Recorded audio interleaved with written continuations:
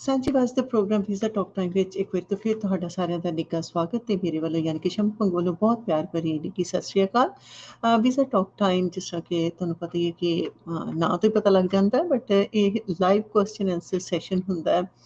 Immigration related ਕੋਈ ਵੀ ਤੁਹਾਡਾ ਸਵਾਲ ਹੋਵੇ ਉਹਦੇ ਵਾਸਤੇ ਸਾਡੇ ਕੋਲ ਇਮੀਗ੍ਰੇਸ਼ਨ ਕੰਸਲਟੈਂਟ ਆਉਂਦੇ ਨੇ ਜਿਹੜੇ ਕਿ ਸਪੈਸ਼ਲਾਈਜ਼ ਕਰਦੇ ਨੇ ਇਸ ਫੀਲਡ ਦੇ ਵਿੱਚ ਤੇ ਤੁਹਾਡੇ ਕੋਈ ਵੀ ਲਾਈਵ ਤੁਸੀਂ ਸਵਾਲ ਪੁੱਛੋ ਆਸਟ੍ਰੇਲੀਆ ਦੀ ਇਮੀਗ੍ਰੇਸ਼ਨ ਦੇ ਰਿਲੇਟਿਡ ਤੇ ਉਹਦੇ ਜਵਾਬ ਤੁਹਾਨੂੰ ਇਸ ਲਾਈਵ ਸੈਸ਼ਨ ਦੇ ਵਿੱਚ ਮਿਲ ਜਾਂਦੇ ਨੇ।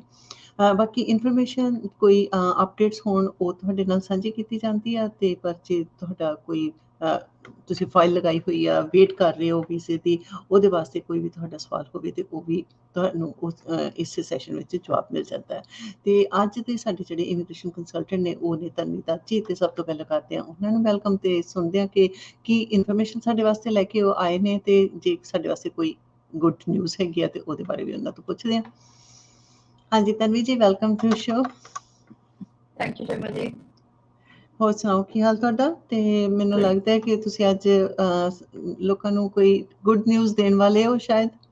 ਬਿਲਕੁਲ ਜੀ, ਸਕਾਟ ਮੋਰਿਸਨ ਨੇ ਸਵੇਰੇ ਸਾਰਿਆਂ ਨੂੰ ਜਿਹੜੀ ਅੱਛੀ ਖਬਰ ਆਈ ਹੈ ਆਪਾਂ ਉਹੀ ਸਾਂਝੀ ਕਰਦੇ ਹਾਂ ਤਾਂ ਉਹਦੇ ਬਾਰੇ ਥੋੜੀ ਹੋਰ ਗੱਲ ਕਰਾਂਗੇ।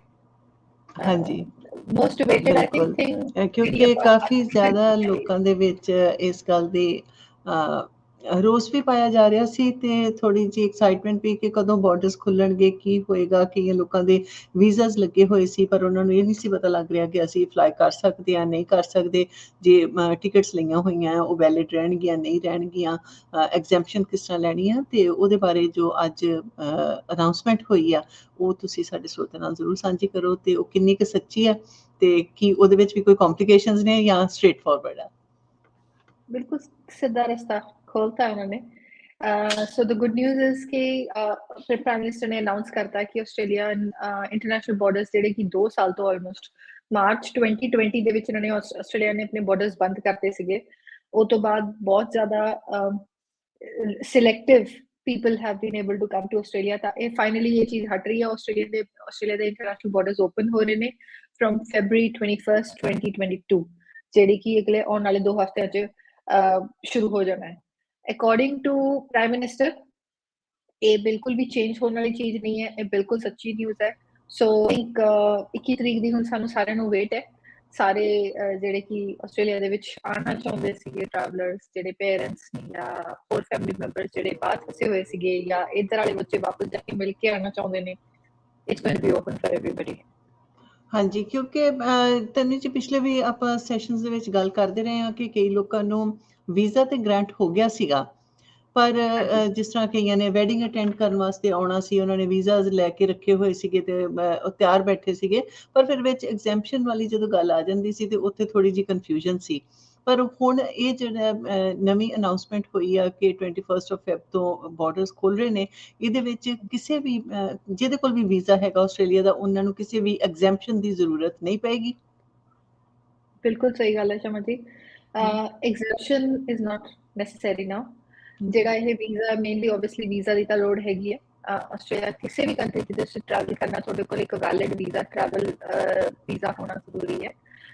ਸੋ ਟਰੈਵਲ ਵੀਜ਼ਾ ਤੁਹਾਡੇ ਕੋਲ ਜੇ ਹੈਗਾ ਹੈ even if you have just a few more weeks left on your visa ਤੁਸੀਂ ਆ ਸਕਦੇ ਹੋ, ਕੋਈ ਐਗਜ਼ੈਂਪਸ਼ਨ ਦੀ ਲੋੜ ਨਹੀਂ ਹੈਗੀ।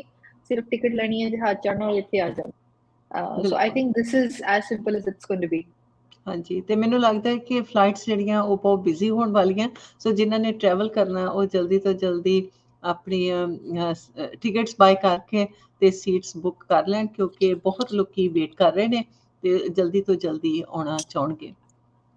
ਐਗਜ਼ੈਕਟਲੀ ਆਈ ਥਿੰਕ ਸ਼ਮਾ ਜੀ ਟਿਕਟਸ ਵੀ ਜਿਹੜੀਆਂ ਨੇ ਉਹ ਕਾਫੀ ਜ਼ਿਆਦਾ ਮਹਿੰਗੀਆਂ ਹੋ ਜਾਣੀਆਂ ਔਰ ਬਹੁਤ ਲਿਮਿਟਿਡ ਜਿਹੜੀਆਂ ਟਿਕਟਸ ਆਈ ਵੁੱਡ ਸੇ ਕਿ ਮਿਲਣਗੀਆਂ ਕਿਉਂਕਿ ਜਦੋਂ ਪਹਿਲਾਂ ਇਹਨਾਂ ਨੇ 15 ਦਸੰਬਰ ਨੂੰ ਬਾਰਡਰਸ ਓਪਨ ਕਰੇ ਸੀਗੇ ਤਾਂ ਤੁਸੀਂ ਲਾ ਕੇ ਚਲੋ ਕਿ ਲਿਟਰਲੀ ਜੇ 15 ਦੇ ਮਿੰਟਾਂ ਦੇ ਡਿਲੇ ਤੋਂ ਮਹੀਨੇ ਦੇ ਡਿਫਰੈਂਸ ਦੇ ਉੱਤੇ ਟਿਕਟਸ ਮਿਲਣੀਆਂ ਸ਼ੁਰੂ ਹੋ ਰਹੀਆਂ ਸੀਗੀਆਂ।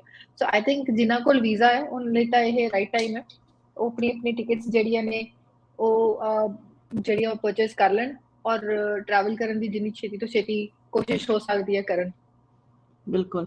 ਤੇ ਇਹਦੇ ਵਿੱਚ ਫਿਰ ਮੈਨੂੰ ਲੱਗਦਾ ਹੁੰਦਾ ਕਿ ਕਈ ਵਾਰੀ ਅਸੀਂ ਸੋਚਦੇ ਹਾਂ ਕਿ ਸਾਨੂੰ ਇਸ ਗੱਲ ਦੀ ਸਮਝ ਆ ਗਈ ਹੈ ਤੇ ਸਾਰਿਆਂ ਨੂੰ ਹੀ ਇਸ ਗੱਲ ਦੀ ਸਮਝ ਹੋ ਜਾਏਗੀ, ਪਰ ਮੈਨੂੰ ਲੱਗਦਾ ਕਿ ਇਹਨੂੰ ਥੋੜ੍ਹਾ ਜਿਹਾ ਆਪਾਂ ਹੋਰ ਡਿਟੇਲ ਕਰਕੇ ਲੋਕਾਂ ਵਾਸਤੇ ਆਸਾਨੀ ਦੇ ਨਾਲ ਜੇ ਦੱਸ ਦਈਏ ਕਿ ਕਿਹੜੇ-ਕਿਹੜੇ ਵੀਜ਼ਾ ਹੋਲਡਰਸ ਨੇ ਜਿਹੜੇ ਉਹ ਟਰੈਵਲ ਕਰ ਸਕਣਗੇ 21 ਆਫ ਫੈਬ ਤੋਂ ਬਾਅਦ ਜਾਂ 21 ਆਫ ਫੈਬ ਨੂੰ।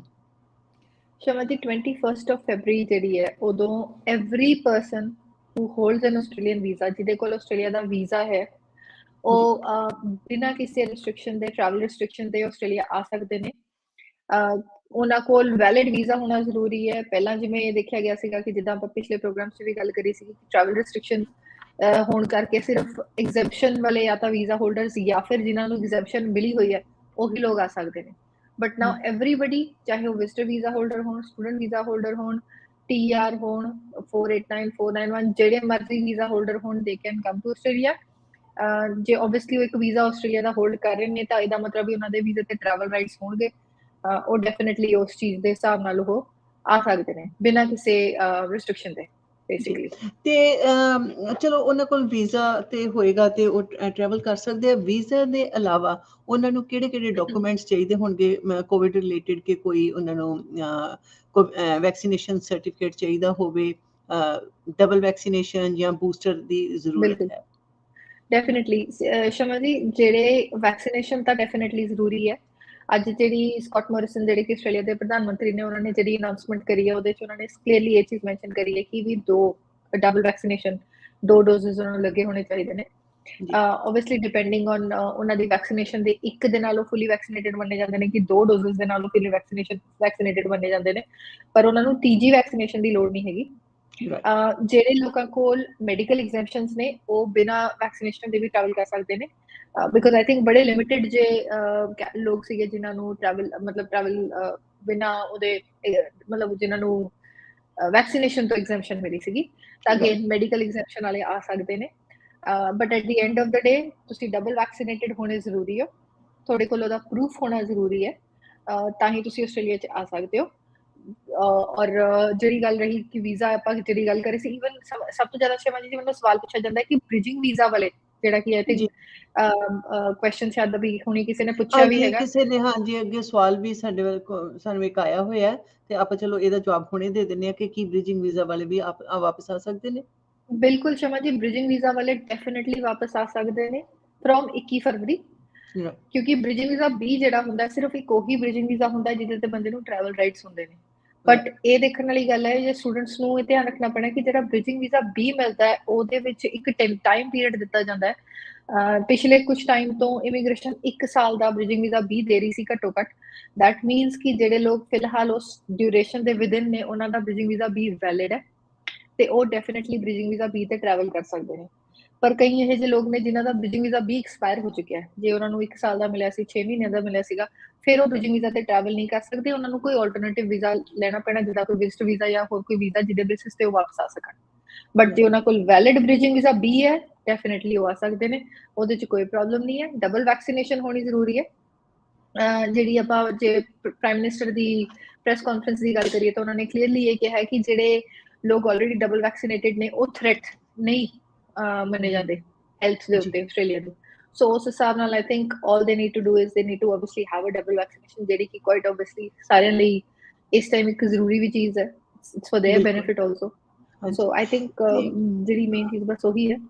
ਹਾਂਜੀ ਹਾਂਜੀ, ਤੇ ਮੇਰਾ ਖਿਆਲ ਹੈ ਕਿ ਅਗਲਾ ਸਵਾਲ ਇਹ ਹੋਵੇਗਾ ਕਿ ਸਾਰਿਆਂ ਦੇ ਕਿਉਂਕਿ ਜਦੋਂ ਟਰੈਵਲਿੰਗ ਸ਼ੁਰੂ ਹੋਈ ਸੀ ਤੇ ਕੁਆਰੰਟੀਨ ਕਰਨਾ ਪੈਂਦਾ ਸੀ ਤੇ ਆਸਟ੍ਰੇਲੀਆ ਨੇ ਬਿਲਕੁਲ ਜੀ। ਫੈਸਿਲਿਟੀਜ਼ ਵੀ ਬਣਾਈਆਂ ਨੇ, ਤੇ ਕੀ ਹੁਣ ਕੁਆਰੰਟੀਨ ਉਹਨਾਂ ਨੂੰ ਕਰਨਾ ਪਏਗਾ ਜਾਂ ਨਹੀਂ ਕਰਨਾ ਪਏਗਾ? ਸ਼ਮਾ ਜੀ, ਆਈ ਥਿੰਕ ਇਹ ਸਟੇਟ ਟੂ ਸਟੇਟ ਅੱਗੇ ਜਾ ਕੇ ਗੱਲ ਆ ਜਾਏਗੀ, ਬਟ 99% ਆਫ ਦ ਕੇਸ ਦੇ ਵਿੱਚ ਤੁਹਾਨੂੰ ਕੁਆਰੰਟੀਨ ਕਰਨ ਦੀ ਲੋੜ ਨਹੀਂ ਪੈਣੀ।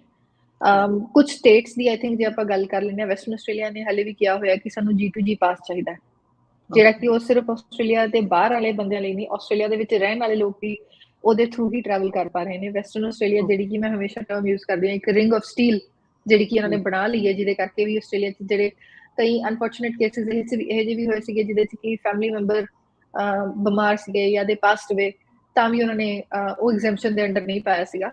ਤਾਂ ਜੇ ਵੈਸਟਰਨ ਆਸਟ੍ਰੇਲੀਆ ਦੀ ਗੱਲ ਕਰੀਏ ਤਾਂ ਉੱਥੇ ਡੈਫੀਨਿਟਲੀ ਮੁਸ਼ਕਿਲ ਹੈ। ਬਟ ਜੇ ਅਦਰ ਦੈਨ ਦੈਟ ਜੇ ਆਪਾਂ ਗੱਲ ਕਰੀਏ Queensland, New South Wales, Victoria, most of the states would not require this applicant to ਮਤਲਬ ਜਿਹੜੇ travelers ਨੇ ਉਹਨਾਂ ਨੂੰ quarantine ਕਰਨ ਲਈ ਜ਼ਰੂਰਤ ਨਹੀਂ ਪੈਣੀ। ਹਾਂ ਇਹ ਜ਼ਰੂਰ ਹੈ ਕਿ ਕੁਝ ਸਟੇਟਸ ਕੁਝ ਇਹ ਜਿਹੀਆਂ ਰਿਕੁਆਇਰਮੈਂਟਸ ਪਾ ਸਕਦੀਆਂ ਨੇ ਕਿ ਵੀ ਵਿਦਿਨ ਦ ਨੈਕਸਟ 24 ਆਵਰਸ ਤੁਹਾਨੂੰ ਜਿਹੜਾ ਹੈ ਆਪਣਾ ਕੋਵਿਡ ਟੈਸਟ ਕਰਵਾ ਕੇ ਉਹਦੀ ਰਿਪੋਰਟ ਭੇਜਣੀ ਪੈਣੀ ਹੈ। ਇਹ ਹੋ ਸਕਦਾ ਹੈ ਕਿ ਸ਼ਾਇਦ ਜੇ ਬਾਈ ਚਾਂਸ ਕੋਵਿਡ ਪੋਜ਼ਿਟਿਵ ਨਿਕਲ ਆਉਂਦੇ ਨੇ ਕੋਈ ਅਨਫੋਰਚੂਨੇਟਲੀ ਤਾਂ ਸ਼ਾਇਦ ਉਹਨਾਂ ਨੂੰ ਸੈਲਫ ਆਈਸੋਲੇਟ ਕਰਨ ਲਈ ਉਹ ਲੋਕ ਅੱਗੇ ਇੰਸਟਰਕਟ ਕਰਨਗੇ। But at the end of the day so far ਜਿਹੜੀ ਇਨਫੋਰਮੇਸ਼ਨ ਉਹਦੇ ਸਾਹਮਣੇ ਕਿਸੇ ਵੀ ਸਟੇਟ 'ਚ ਤੁਸੀਂ ਆ ਰਹੇ ਹੋ ਐਕਸੈਪਟ ਫॉर ਵੈਸਟਰਨ ਆਸਟ੍ਰੇਲੀਆ ਤੁਹਾਨੂੰ ਕੁਆਰੰਟਾਈਨ ਕਰਨ ਦੀ ਲੋੜ ਨਹੀਂ ਪੈਣੀ। ਰਾਈਟ। ਤੇ ਤਨਵੀ ਜੀ ਆਪਾਂ ਆਮ ਤੌਰ ਤੇ ਇਹ ਗੱਲਾਂ ਸੁਣਦੇ ਵੀ ਹਾਂ ਔਰ ਆਪਾਂ ਨੂੰ ਪਤਾ ਵੀ ਆ ਕਿ ਆਪਣੇ ਦੇਸ਼ਾਂ ਦੇ ਵਿੱਚ ਇਸ ਤਰ੍ਹਾਂ ਹੋ ਜਾਂਦਾ ਹੈ ਕਿ ਪੈਸੇ ਦੇ ਕੇ ਤੇ ਜਿਹੜੇ ਡਾਕੂਮੈਂਟਸ ਆ ਉਹ ਤਿਆਰ ਕਰਵਾ ਲਏ ਜਾਂਦੇ ਆ ਔਰ ਖਾਸ ਤੌਰ ਤੇ ਜਿਹੜੇ ਕਿ ਹੁਣ ਵੈਕਸੀਨੇਸ਼ਨ ਦੇ ਸਰਟੀਫਿਕੇਟਸ ਨੇ ਉਹ ਕਈ ਲੋਕ ਟਰਾਈ ਕਰਨਗੇ ਕਿ ਜਿਹੜੇ ਵੈਕਸੀਨੇਟਿਡ ਨਹੀਂ ਆ ਉਹ ਵੀ ਉੱਥੋਂ ਜਾਲੀ ਸਰਟੀਫਿਕੇਟਸ ਬਣਵਾ ਕੇ ਲੈ ਆਉਣਗੇ। ਤੇ ਇਹਦੇ ਬਾਰੇ ਵੀ ਤੁਸੀਂ ਜ਼ਰੂਰ ਥੋੜ੍ਹੀ ਜਿਹੀ ਆਪਣੀ ਸਲਾਹ ਦੇਵੋ ਕਿ ਆਸਟ੍ਰੇਲੀਆ ਕਿ ਇਹੋ ਜਿਹਾ ਕੰਟਰੀ ਆ ਕਿ ਜੇ ਉਹਨਾਂ ਨੇ ਇਸ ਤਰ੍ਹਾਂ ਦਾ ਕੁਝ ਪਾ ਲਿਆ ਤੇ ਹੋ ਸਕਦਾ ਕਿ ਉਹਨਾਂ ਨੂੰ ਵਾਪਸ ਜਾਣਾ ਪਵੇ, ਉਹਨਾਂ ਦਾ ਵੀਜ਼ਾ ਕੈਂਸਲ ਹੋ ਸਕਦਾ। ਸ਼ਮਾ ਜੀ ਇਹ ਕੈਟੇਗਰੀ ਇਹ ਸਿਰਫ ਇੱਕ ਵੈਕਸੀਨੇਸ਼ਨ ਸਰਟੀਫਿਕੇਟ ਦੀ ਗੱਲ ਨਹੀਂ ਹੈਗੀ। ਇਹ ਤੁਸੀਂ ਚੰਗੀ ਗੱਲ ਰੇਜ਼ ਕਰੀ ਹੈ। ਆਈ ਥਿੰਕ ਕਿਉਂਕਿ ਹੁਣ ਵਿਜ਼ਟਰ ਵੀਜ਼ਾ ਲੱਗਣੇ ਸ਼ੁਰੂ ਹੋ ਜਾਣੇ ਨੇ, ਸਟੂਡੈਂਟ ਵੀਜ਼ਾਸ ਲੱਗਣੇ ਸ਼ੁਰੂ ਹੋ ਗਏ ਨੇ, ਸੋ ਬਹੁਤ ਸਾਰੇ ਕੇਸਿਸ ਦੇ ਵਿੱਚ ਇਹ ਦੇਖਿਆ ਜਾਂਦਾ ਹੈ ਕਿ ਫ੍ਰੌਜੂਲੈਂਟ ਡਾਕੂਮੈਂਟਸ ਜਿਹੜੇ ਨੇ ਜਿਹੜੀ ਤੁਸੀਂ ਗੱਲ ਕਰ ਰਹੇ ਹੋ ਇਮੀਗ੍ਰੇਸ਼ਨ ਦੀ ਭਾਸ਼ਾ ਦੇ ਵਿੱਚ ਜੇ ਆਪਾਂ ਗੱਲ ਕਰੀਏ ਤਾਂ ਫ੍ਰੌਜੂਲੈਂਟ ਡਾਕੂਮੈਂਟਸ ਜਿਹੜੇ ਨੇ ਫੇਕ ਡਾਕੂਮੈਂਟਸ ਜਿਹੜੇ ਆਪਾਂ ਲੇਮੈਨ ਟਰਮਸ ਕਹਿੰਦੇ ਨੇ ਉਹ ਲਾਏ ਜਾਂਦੇ ਨੇ। ਕੋਈ ਪੜ੍ਹਾਈ ਤੋਂ ਰਿਲੇਟਡ ਸਰਟੀਫਿਕੇਟ ਲਾ ਦਿੱਤਾ ਜਾਂਦਾ ਹੈ, ਕੋਈ ਜੌਬ ਤੋਂ ਰਿਲੇਟਡ ਸਰਟੀਫਿਕੇਟ ਲਾ ਦਿੰਦੇ ਨੇ, ਕੋਈ ਹੋਰ ਤਰ੍ਹਾਂ ਦੇ ਸਰਟੀਫਿਕੇਟਸ ਪ੍ਰਾਪਰਟੀ ਜਾਂ whatever it is. I think recently 2-3 cases highlight ਹੋਏ ਨੇ, ਪਿੱਛੇ ਜੇ ਨਿਊਜ਼ਪੇਪਰ 'ਚ ਵੀ ਆਇਆ ਸੀਗਾ ਔਰ ਕਈ ਅਦਰਵਾਈਜ਼ ਵੀ ਦੇਖਿਆ ਗਿਆ ਕਿ ਬਾਰਡਰ ਦੇ ਵਿੱਚ ਜਿੱਦਾਂ ਜੋ ਨੋਵੈਕ ਜੋਕੋਵਿਚ ਦੀ ਆਪਾਂ ਜੇ ਗੱਲ ਕਰ ਲਈਏ ਇਹਨੇ world like he is a world champion, number 1 tennis player ਨੇ ਉਹ। ਉਹਨਾਂ ਦਾ ਜੇ ਵੀਜ਼ਾ ਕੈਂਸਲ ਕਰ ਦਿੱਤਾ ਗਿਆ ਸੀਗਾ ਵੈਕਸੀਨੇਸ਼ਨ ਨਾ ਹੋਣ ਕਰਕੇ ਜਾਂ ਲੇਟਰ ਔਨ ਜਿਹੜਾ ਕੀ ਪਤਾ ਲੱਗਿਆ ਕਿ ਉਹਨਾਂ ਨੇ ਜਿਹੜੀ ਆਪਣੇ ਟਰੈਵਲ ਕਾਰਡ ਦੇ ਵਿੱਚ ਬੋਰਡਿੰਗ ਕਾਰਡ ਦੇ ਵਿੱਚ ਜਿਹੜੀ ਇਨਫੋਰਮੇਸ਼ਨ ਭਰੀ ਸੀਗੀ ਜਿਹਦੇ 'ਚ ਉਹਨਾਂ ਨੇ ਇਹ ਲਿਖਿਆ ਸੀਗਾ ਕਿ ਮੈਂ ਲੇਟਲੀ ਕਿਤੇ ਓਵਰਸੀਜ਼ ਟਰੈਵਲ ਨਹੀਂ ਕਰਿਆ ਬਟ ਉਹਨਾਂ ਦੇ ਵੀਡੀਓਜ਼ ਆਏ ਸੀਗੇ ਕਿ ਉਹ ਸਪੇਨ ਟਰੈਵਲ ਕਰਕੇ ਆਏ ਸੀਗੇ। So these are the things they are taken very seriously. ਹੁਣ ਇਹਨਾਂ ਕੇਸਿਸ 'ਚ ਕੀ ਹੁੰਦਾ ਕਿ ਇਮੀਗ੍ਰੇਸ਼ਨ ਡੈਫੀਨਿਟਲੀ ਵੀਜ਼ਾ ਦਾ ਕੈਂਸਲ ਕਰਦੀ ਹੈ and in a lot of cases ਉਹ 3 ਸਾਲ ਦਾ ਬੈਨ ਵੀ ਲਾ ਦਿੰਦੀ ਹੈ। ਔਰ ਇਹਦੇ ਨਾਲ ਕੀ ਹੁੰਦਾ ਕਿ ਇੱਕ ਵਾਰੀ 3 ਸਾਲ ਦਾ ਬੈਨ ਲੱਗ ਗਿਆ ਉਸ ਤੋਂ ਬਾਅਦ ਰਿਵਾਈਵ ਕਰਨਾ ਬੜਾ ਮੁਸ਼ਕਿਲ ਹੋ ਜਾਂਦਾ ਕਿਉਂਕਿ ਤੁਸੀਂ ਇਮੀਗ੍ਰੇਸ਼ਨ ਦੀ ਇੱਕ ਤਰੀਕੇ ਨਾਲ ਨਜ਼ਰ 'ਚ ਚੜ ਜਾਂਦੇ ਹੋ। ਬਲੈਕ ਲਿਸਟ ਇੱਕ ਇਨ ਅ ਲੇਮੈਨਸ ਟਰਮ ਜੇ ਆਪਾਂ ਕਹਿ ਦਿੰਦੇ ਹਾਂ ਉਹ ਹੋ ਸਕਦਾ ਹੈ। ਸੋ ਆਈ ਥਿੰਕ ਫ੍ਰੌਜੂਲੈਂਟ ਡਾਕੂਮੈਂਟ ਜਮੀ ਨਾ ਲੈ ਕੇ ਲਾਇਓ ਆਪਣੀ ਫਾਈਲ ਨਾਲ, ਤੁਸੀਂ ਟੋਟਲੀ ਆਪਣਾ ਆਸਟ੍ਰੇਲੀਆ ਲਈ ਰਸਤਾ ਬੰਦ ਕਰ ਦੋਗੇ ਫਿਊਚਰ ਲਈ। ਐਂਡ ਆਈ ਥਿੰਕ ਬੜੀ ਸਿੰਪਲ ਜੀ ਇੱਕ ਕਾਮਨ ਸੈਂਸ ਵਾਲੀ ਗੱਲ ਹੈ, ਵੈਕਸੀਨੇਸ਼ਨ ਸਾਰਿਆਂ ਲਈ ਜ਼ਰੂਰੀ ਇਸ ਕਰਕੇ ਵੀ ਹੈ ਕਿਉਂਕਿ ਤੁਹਾਡੀ ਆਪਣੀ ਹੈਲਥ ਲਈ ਇਹ ਇੱਕ ਬਹੁਤ ਇੰਪੋਰਟੈਂਟ ਫੈਕਟਰ ਹੈ। ਯੂ ਡੋਨਟ ਨੋ ਤੁਸੀਂ ਟਰੈਵਲ ਕਰ ਰਹੇ ਹੋ ਪਲੇਨ ਦੇ ਵਿੱਚ ਲੋਕ ਕਿੱਥੋਂ ਆ ਰਹੇ ਨੇ and it's a very confined place. ਬਿਲਕੁਲ ਔਰ best I think environment atmosphere ਜਿਹੜਾ ਆਪਾਂ ਉਹ ਕਹਿ ਸਕਦੇ ਹਾਂ। ਹਾਂਜੀ ਔਰ ਲਾਸਟ ਟਾਈਮ ਜਦੋਂ ਵਿਕਟੋਰੀਆ ਦੇ ਵਿੱਚ ਆਊਟਬ੍ਰੇਕ ਹੋਇਆ ਸੀ ਤੇ ਸਿਰਫ 3 ਲੋਕ ਜਿਹੜੇ ਸੀ ਉਹ ਨਿਊ ਸਾਊਥ ਵੇਲਸ ਤੋਂ ਆਏ ਸੀ ਤੇ ਉਹਨਾਂ ਤੋਂ ਹੀ ਸਾਰੀ ਸਟੇਟ ਦੇ ਵਿੱਚ ਇੰਨਾ ਜ਼ਿਆਦਾ ਮਤਲਬ ਕਿ ਬਿਮਾਰੀ ਫੈਲ ਗਈ ਸੀ ਕਿ ਲੋਕਡਾਊਨ ਲਾਉਣਾ ਪਿਆ ਸੀ। ਸੋ ਇਹ ਨਾ ਹੋਵੇ ਕਿ ਤੁਸੀਂ ਕੋਈ ਇਸ ਤਰ੍ਹਾਂ ਦੀ ਗਲਤੀ ਕਰੋ ਜਿਹਦੇ ਕਰਕੇ ਬਾਅਦ ਵਿੱਚ ਤੁਹਾਨੂੰ ਸੌਰੀ ਫੀਲ ਕਰਨਾ ਪਵੇ। ਇਸ ਕਰਕੇ ਕੋਈ ਵੀ ਜਿਹੜੇ ਡਾਕੂਮੈਂਟਸ ਨੇ ਉਹ ਫੇਕ ਡਾਕੂਮੈਂਟਸ ਨਾ ਲਗਾਉਣ ਦੀ ਕੋਸ਼ਿਸ਼ ਕਰੋ। I think ਸ਼ਮਾ ਜੀ QR ਕੋਡ ਮੈਂ there was this instance lately ਤਾਂ ਮੈਨੂੰ ਕਿਸੇ ਰੀਜ਼ਨ ਕਰਕੇ ਐਮਰਜੈਂਸੀ ਡਿਪਾਰਟਮੈਂਟ ਕਿਸੇ ਨੂੰ ਵਿਜ਼ਿਟ ਕਰਨ ਜਾਣਾ ਪਿਆ ਸੀਗਾ ਹਸਪੀਟਲ 'ਚ। But then what I saw was कि the screening is so strict कि ਉਹ ਤੁਹਾਡੇ ਤੋਂ ਪ੍ਰੋਪਰ ਫਾਰਮ ਭਰਵਾਉਂਦੇ ਨੇ ਅੰਡਰਸਟੈਂਡੇਬਲੀ ਕਿਉਂਕਿ ਉਹਨਾਂ ਨੇ ਟਰੈਕ ਰੱਖਣਾ ਕਿ ਕਿਸ ਬੰਦੇ ਨੇ ਵਿਜ਼ਿਟ ਕਰਿਆ and not just for hospital ਦੀ ਹੋਰ ਸਟਾਫ ਦੇ ਸੇਕ ਲਈ ਸਾਡੇ ਆਪਣੇ ਲਈ ਐਸ ਵੈਲ ਕਿ ਵੀ ਤੁਸੀਂ ਇੱਥੇ ਆਇਓ ਜੇ ਬਾਈ ਚਾਂਸ ਸਾਨੂੰ ਲੱਗਦਾ ਲੇਟਰ ਔਨ ਪਤਾ ਕਿ ਕੋਈ ਕੋਵਿਡ ਆਊਟਬ੍ਰੇਕ ਸੀਗਾ ਤਾਂ ਐਟਲੀਸਟ ਤੁਸੀਂ ਆਪਣੇ ਹਿਸਾਬ ਨਾਲ ਉਹ ਲੈ ਸਕਦੇ ਹੋ ਪ੍ਰੀਕਾਸ਼ਨਸ ਲੈ ਸਕਦੇ ਹੋ। And I think same goes for airports, same goes for airlines and I think ਇਸ ਪਲੇਟਫਾਰਮ ਤੋਂ ਮੈਂ ਇਹ ਜ਼ਰੂਰ ਚੀਜ਼ ਹਾਈਲਾਈਟ ਕਰਨਾ ਚਾਹਾਂਗੀ ਇਮੀਗ੍ਰੇਸ਼ਨ ਦੇ ਨਾਲ ਇਨਕਰੈਕਟ ਇਨਫੋਰਮੇਸ਼ਨ ਪ੍ਰੋਵਾਈਡ ਕਰਨਾ, ਇਨਕਰੈਕਟ ਜਾਂ ਫ੍ਰੌਜੂਲੈਂਟ ਡਾਕੂਮੈਂਟ ਪ੍ਰੋਵਾਈਡ ਕਰਨਾ ਅੱਜ ਦੀ ਘੜੀ 'ਚ ਸ਼ਾਇਦ ਇਹ ਹੋ ਸਕਦਾ ਵੀ ਤੁਹਾਨੂੰ ਵੀਜ਼ਾ ਮਿਲ ਜੇ ਪਰ ਜਦੋਂ ਤੁਸੀਂ ਫਸੋਗੇ ਤੁਹਾਡਾ ਕਦੇ ਵੀ ਅੱਗੇ ਫਿਊਚਰ ਦੇ ਵਿੱਚ ਆਸਟ੍ਰੇਲੀਆ ਦੇ ਵਿੱਚ ਰਸਤਾ ਜਿਹੜਾ ਖੁੱਲਣਾ ਨਾ ਸੀਗਾ ਉਹ ਬੰਦ ਹੋ ਜਾਣਾ। Forever good. ਬਿਲਕੁਲ। ਇੱਕ ਸ਼ਾਇਦ ਤੁਸੀਂ ਵੀ ਨਿਊਜ਼ ਦੇਖੀ ਹੋਏਗੀ ਤਨਵੀ ਜੀ ਕਿ ਆਈ ਥਿੰਕ ਕੈਨੇਡਾ ਦੇ ਵਿੱਚ ਕਿਸੇ ਰੈਸਟੋਰੈਂਟ ਦੇ ਸਟਾਫ ਮੈਂਬਰ ਨੇ ਜਿਹੜੀ ਸਕਰੀਨਿੰਗ ਕਰਦੇ ਨੇ ਕਿ ਜਦੋਂ ਤੁਸੀਂ ਚੈੱਕ ਇਨ ਕਰਦੇ ਹੋ ਤੇ ਉਸ ਤੋਂ ਬਾਅਦ ਤੁਹਾਡੇ ਕੋਲੋਂ ਵੈਕਸੀਨੇਸ਼ਨ ਸਰਟੀਫਿਕੇਟ ਵੇਖਦੇ ਨੇ ਤੇ ਉਹ ਮਤਲਬ ਕਿ ਉਹ ਆਪਣੇ ਬਿਜ਼ਨਸ ਵਾਸਤੇ ਜਾਂ ਵੈਸੇ ਹੀ ਉਹਨਾਂ ਦੀ ਨੈਗਲੀਜੈਂਸ ਸੀਗੀ ਤੇ ਉਹ ਲੋਕਾਂ ਨੂੰ ਉਸ ਤਰ੍ਹਾਂ ਹੀ ਜਾਣ ਦਿੰਦੇ ਸੀਗੇ ਤੇ ਪੁਲਿਸ ਨੇ ਸਪੈਸ਼ਲੀ ਮਤਲਬ ਕਿ ਉਹਨਾਂ ਨੂੰ ਫੜਨ ਵਾਸਤੇ ਆਪਣੇ ਕੁੱਤੇ ਦੀ ਉਹਨਾਂ ਨੇ ਫੋਟੋ ਦਿਖਾਤੀ ਤੇ ਸਟਾਫ ਮੈਂਬਰ ਨੇ ਕੁੱਤੇ ਦੀ ਫੋਟੋ ਵੇਖ ਕੇ ਵੀ ਉਹਨਾਂ ਨੂੰ ਅੰਦਰ ਜਾਣ ਦਿੱਤਾ ਬਟ ਉਹਦੇ ਬੇਸ ਤੇ ਉਹਨਾਂ ਦਾ ਰੈਸਟੋਰੈਂਟ ਜਿਹੜਾ ਸੀ ਉਹ ਬੰਦ ਕਰਨਾ ਪਿਆ ਕਿ ਬਿਲਕੁਲ ਇਸ ਡੈਫੀਨਿਟਲੀ ਤਰ੍ਹਾਂ ਦੀ ਸ਼ਮਨ ਜੀ, ਜਿਹੜੀ I think rules R made for everyone's benefit ਜੀ ਮੇਰੇ ਹਿਸਾਬ ਨਾਲ। ਸਰਕਾਰ ਵੀ ਸਭ ਤੋਂ ਪਹਿਲਾਂ ਦੇਖੋ ਜੀ, ਪਬਲਿਕ ਇੰਟਰਸਟ ਕ੍ਰਾਈਟੇਰੀਆ ਇੱਕ ਇਮੀਗ੍ਰੇਸ਼ਨ ਦੀ ਲੈਂਗੁਏਜ ਅਸੀਂ ਯੂਜ਼ ਕਰਦੇ ਹੁੰਦੇ ਆ, ਜਿਹਦਾ ਮਤਲਬ ਹੈ ਕਿ ਜੇ ਤੁਸੀਂ ਆਸਟ੍ਰੇਲੀਆ ਦੇ ਵਿੱਚ ਆ ਰਹੇ ਹੋ ਤਾਂ ਤੁਸੀਂ ਕਿਸੇ ਵੀ ਹਾਲਾਤ 'ਚ ਆਸਟ੍ਰੇਲੀਅਨ ਪੋਪੂਲੇਸ਼ਨ ਤੇ ਥ੍ਰੈਟ ਨਹੀਂ ਹੋਣੇ ਚਾਹੀਦੇ ਹੋ, ਚਾਹੇ ਉਹ ਹੈਲਥ ਵਾਈਜ਼ ਹੋਵੇ। 4020 ਕਰਕੇ ਇੱਕ PIC ਲੱਗਦਾ, ਪਬਲਿਕ ਇੰਟਰਸਟ ਕ੍ਰਾਈਟੇਰੀਆ। ਉਹਦਾ ਮਤਲਬ ਹੁੰਦਾ ਹੈ ਕਿ ਤੁਸੀਂ ਫੇਕ ਇਨਫੋਰਮੇਸ਼ਨ, ਫਰੋਡੂਲੈਂਟ ਡਾਕੂਮੈਂਟ ਪ੍ਰੋਵਾਈਡ ਕਰ ਰਹੇ ਨੇ, ਔਰ ਜਿਨ੍ਹਾਂ ਦੀ ਫਾਈਲ ਤੇ 4020 ਲੱਗਦਾ ਹੈ ਮੈਕਸਿਮਮ ਟਾਈਮਸ ਦੇ ਵਿੱਚ ਉਹਨਾਂ ਤੇ 3 ਈਅਰ ਬੈਨ ਲੱਗਦਾ ਹੀ ਲੱਗਦਾ ਹੈ।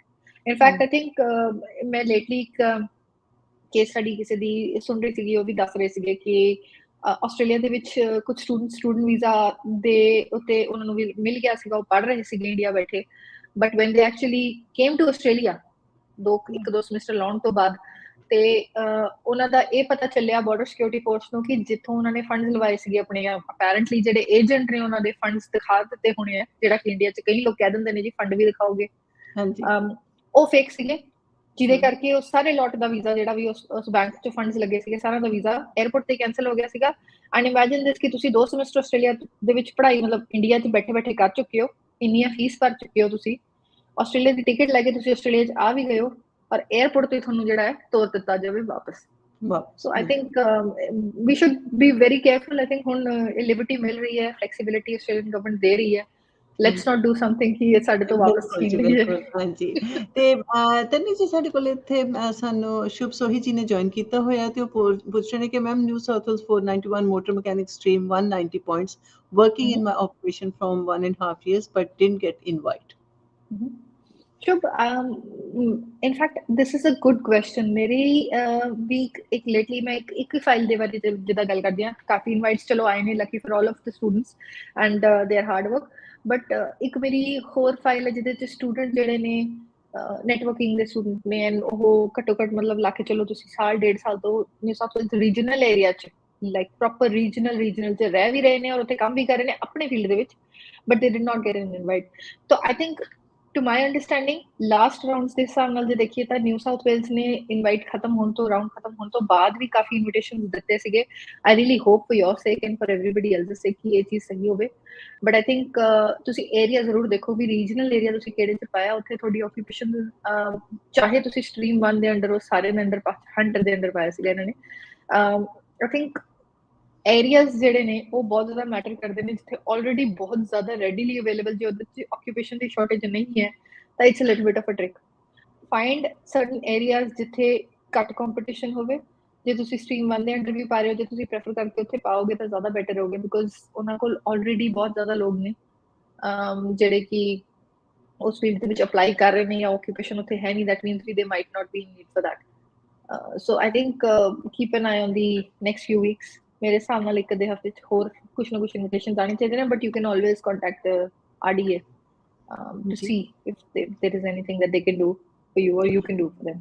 जी and Venkat Contis पूछ रहे हैं कि currently living in regional New South Wales and working in my nominated occupation from last 3 weeks. I didn't get any invitation for Jan round. Can I expect invitation for March? Baker occupation and 90 points including state and in Murray. Venkat, occupation is all right. You definitely should be able to get an invite, but I think stream 3 particularly is something where a lot of other factors also matter. Your commitment to New South Wales, that means how long have you been residing in New South Wales for? Which regional area do you apply for? Murray is a very competitive regional area, but I think March should be good for you because you'll have a consistent job by then and you'll have a few weeks additional to your residency. So I think you should be able to get things going in March. Try and see if you've got your point score is fine. I think you'll be okay. हाँ जी, ते रेखा कुमारी जी पूछ रहे हैं कि the recent announcement for extending TR says that anyone who was outside on TR between February 20 till December 21 will be given replacement visas. I was outside Australia for 1 month from 15th Feb 2020 to March 2020 and returned back. Am I eligible for a replacement TR as well? I think Rika, 18th no is 18th is when they'll actually be sending you all an email. सारे ਨੂੰ email जाएगी, including ਜਿਹੜੇ students ਫਿਲਹਾਲ ਬਾਹਰ ਨੇ. But to answer your question, I think this is mainly this is for them ਜਿਹੜੇ ਕਿ ਬਾਹਰ ਫਸ ਗਏ ਸੀਗੇ, ਜਿਹੜੇ ਕਿ ਆਸਟ੍ਰੇਲੀਆ ਦੇ ਵਿੱਚ ਟਾਈਮ ਸਪੈਂਡ ਨਹੀਂ ਕਰ ਪਾਏ ਸੀਗੇ. ਹੁਣ ਦੇਖਣ ਵਾਲੀ ਗੱਲ ਇਹ ਹੈ ਵੀ ਇਹ ਸਿਰਫ ਓਨਾ ਹੀ ਟਾਈਮ ਪੀਰੀਅਡ ਤੁਹਾਨੂੰ ਗ੍ਰਾਂਟ ਕਰਦੇ ਨੇ ਜਿੰਨਾ ਕਿ ਤੁਸੀਂ ਓਵਰਸੀਜ਼ ਫਸ ਗਏ ਸੀਗੇ ਉਹਦਾ, ਜਾਂ ਫਿਰ ਉਹ ਟਾਈਮ ਪੀਰੀਅਡ ਤੁਹਾਨੂੰ ਗ੍ਰਾਂਟ ਕਰਦੇ ਨੇ ਪੂਰੇ ਦੇ ਪੂਰੇ ਵੀਜ਼ੇ ਦਾ. But I think for you, I'm doubtful कि ਤੁਹਾਨੂੰ replacement visa ਦੁਬਾਰਾ ਮਿਲੇਗਾ. I doubt that is going to happen. This is mainly for ਜਿਹੜੇ students ਬਾਹਰ stuck ਹੋ ਗਏ ਸੀਗੇ, ਆਸਟ੍ਰੇਲੀਆ ਵਾਪਸ ਨਹੀਂ ਆ ਸਕੇ ਸੀਗੇ. And Anand Bishji पूछ रहे हैं कि once 186 employer sponsored visa is granted DHA, then it is mandatory to work with the same employer. Second question is what happened to the PR if once changed to a job after 1 month of grant? Anand, 186 it's a very good visa ਜਿਹੜੇ ਕਿ students especially ਜਿਹੜੇ ਨੇ trades ਚ ਨੇ ਜਾਂ ਜਿਨ੍ਹਾਂ ਕੋਲ 3 ਸਾਲ ਦਾ experience ਹੈ, ਜਿਨ੍ਹਾਂ ਦੇ employers ਜਿਹੜੇ ਨੇ ਉਹਨਾਂ ਨੂੰ they really need for the staff. ਤਾਂ ਜਦੋਂ ਤੁਸੀਂ 186 ਵੀਜ਼ਾ ਲਾਉਂਦੇ ਹੋ ਤੁਸੀਂ ਗਵਰਨਮੈਂਟ ਨੂੰ ਇਹ ਦਿਖਾਉਂਦੇ ਹੋ ਕਿ ਤੁਹਾਡੇ ਕੋਲ at least 2 to 3 years the contract ਹੈ ਫॉर ਏਮਪਲੋਇਮੈਂਟ. ਜੇ ਤੁਸੀਂ ਵੀਜ਼ਾ ਆਉਣ ਤੋਂ ਬਾਅਦ ਇਮੀਡੀਏਟਲੀ ਛੱਡ ਦਿੰਦੇ ਹੋ and if the EMPLOYER complaints ਔਰ ਇਮੀਗ੍ਰੇਸ਼ਨ ਆਡਿਟ ਕਰਕੇ ਚੈੱਕ ਕਰ ਲੈਂਦੀ ਹੈ, ਆਈਦਰ ਵੇ ਤੁਹਾਡਾ ਵੀਜ਼ਾ ਕੈਂਸਲ ਹੋ ਜਾਏਗਾ. ਜੇ ਤੁਸੀਂ 1 ਮਹੀਨੇ ਬਾਅਦ ਛੱਡੋ ਜਾਂ ਤੁਸੀਂ ਟੈਨਿਓਰ ਦੇ ਵਿਦਿਨ ਛੱਡ ਦੋ ਜਿਹਦੇ ਚ ਇਹ ਦਿਖੇ ਵੀ ਤੁਸੀਂ ਸਿਰਫ ਵੀਜ਼ਾ ਜਿਹੜਾ ਉਸ ਲੈਣ ਲਈ ਕੰਟਰੈਕਟ ਜਾਂ ਜੌਬ ਨੂੰ ਲਿੱਤਾ ਸੀਗਾ. And since you mentioned that, ਮੈਨੂੰ I think a couple of months ago ਮੈਨੂੰ ਇੱਕ ਕੰਸਲਟੇਸ਼ਨ ਦੇ ਵਿੱਚ ਕਲਾਇੰਟ ਨੇ ਮੈਂਸ਼ਨ ਕਰਿਆ ਸੀਗਾ ਉਹਨਾਂ ਦਾ I think ਕੁਕਰੀ ਦੇ ਵਿੱਚ ਸ਼ਾਇਦ ਉਹਨਾਂ ਨੂੰ 186 ਮਿਲੀ ਸੀਗੀ ਔਰ ਉਹਨਾਂ ਦੀ ਵੀਜ਼ਾ ਆਉਣ ਤੋਂ ਬਾਅਦ ਉਹਨਾਂ ਦਾ ਵੀਜ਼ਾ ਕੈਂਸਲ ਹੋ ਗਿਆ ਸੀਗਾ because of the same thing, ਕਿਉਂਕਿ ਉਹਨਾਂ ਨੇ ਜੌਬ ਛੱਡਤੀ ਸੀਗੀ ਔਰ ਬਾਅਦ ਚ ਆਡਿਟ ਹੋ ਗਿਆ ਸੀਗਾ. So I would definitely not advise you to leave until and unless you have issues with your employer ਜਿਹੜੇ ਕਿ resolve ਨਹੀਂ ਹੋ ਸਕਦੇ. ਫੇਅਰ ਵਰਕਸ ਤੱਕ ਗੱਲ ਚਲੀ ਜਾਂਦੀ ਹੈ ਜਾਂ there are things which are unavoidable ਜਿਹਦੇ ਕਰਕੇ ਤੁਸੀਂ ਉੱਥੇ ਜੌਬ ਕਰ ਹੀ ਨਹੀਂ ਸਕਦੇ. They obviously there have to be compelling reasons, genuine reasons, but otherwise I would definitely not advise you to leave the job. बिल्कुल काम करते रहो थे. Thank you. And Aksa Kamal ji पूछ रहे हैं कि आप 3 years of vocational training sector student visa, 2-year diploma and 1-year advanced diploma visa. I have done diploma in community services but don't want to do advanced diploma in this field. I want to start bachelor's for my remaining visa. Can I start bachelor's on this visa or I need to apply again? Look, Aksa, ideally, if you have a VT sector visa, you should be enrolled for a VT level study. It is advisable that you actually go for a higher education sector visa, but you can definitely start studying right now. No problems. You can definitely go for higher education, as in you should not downgrade your studies. You should continue to upgrade that. But advisable is that you'll apply for the visa. And Rekha Kumar ji, the दूसरा सवाल है कि I just wanted to know when is the next invitation round for Victoria 190 as ICT security specialist and my chances at 105 points. Rekha ji 190 आना चाहिए बहुत जल्दी क्योंकि हुनी पिछले हफ्ते 491 ਦਾ ਰਾਉਂਡ ਹੋ ਕੇ ਹਟਿਆ Victoria the. So I think 190 is not far. With 105 point score ਤਾਂ ਤੁਹਾਡਾ ਠੀਕ ਹੈ for ICT security specialist. The only problem is ਕਿ ਤੁਹਾਡਾ target sector ਨਾਲ ਕਿੰਨਾ connection ਹੁੰਦਾ ਹੈ, because at the end of the day there are people ਜਿਹੜੇ ਕਿ ਕਾਫੀ high score ਨਾਲ ਬੈਠੇ ਨੇ, accountants ਨੇ ਜਾਂ even nurses for that matter ਦੀ ਆਪਾਂ ਗੱਲ ਕਰ ਲਈ ਹੈਗੇ ਨੇ ਜਿਹੜੇ ਕਿ ਡਾਇਰੈਕਟਲੀ ਟਾਰਗੇਟ ਸੈਕਟਰਸ ਦੇ ਵਿੱਚ ਕੰਮ ਨਹੀਂ ਕਰ ਰਹੇ ਜਾਂ ਇਹ ਜਿਹੇ ਟਾਰਗੇਟ ਸੈਕਟਰ 'ਚ ਕੰਮ ਨਹੀਂ ਕਰ ਰਹੇ ਕਿ ਜਿਹੜਾ ਇਸ ਟਾਈਮ ਪ੍ਰਾਇੋਰਟੀ 'ਚ ਹੈ. ਸੋ ਜਿਹੜਾ ਤੁਹਾਡਾ ਟਾਰਗੇਟ ਸੈਕਟਰ ਦਾ ਨਾਲ ਕਨੈਕਸ਼ਨ ਹੈ ਔਰ ਤੁਸੀਂ ਉਹਨੂੰ ਪ੍ਰੋਪਰਲੀ ਐਕਸਪਲੇਨ ਕੀਤਾ ਆਪਣੇ ROI ਦੇ ਵਿੱਚ, ਆਪਣੇ ROI ਐਕਸਟ੍ਰੈਕਟ ਦੇ ਵਿੱਚ, ਫਿਰ ਤਾਂ ਡੈਫੀਨਿਟਲੀ ਤੁਹਾਡਾ ਬਹੁਤ ਛੇਤੀ ਆਉਣਾ ਚਾਹੀਦਾ ਕਿਉਂਕਿ score wise you good. If not, then you probably will have to wait. And Gurnur Singh ji पूछ रहे हैं कि for Victoria 190, can we change the company after applying 190 visa ICT business analyst in same occupation, or do we have to wait for visa grant before changing the company?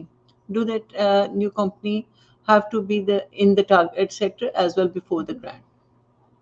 देखो Gurnur, you don't really have to worry about changing the company. ਜੇ ਤੁਸੀਂ ਕਰਨਾ ਚਾਹੁੰਦੇ ਹੋ ਤੁਸੀਂ definitely ਕਰ ਸਕਦੇ ਹੋ.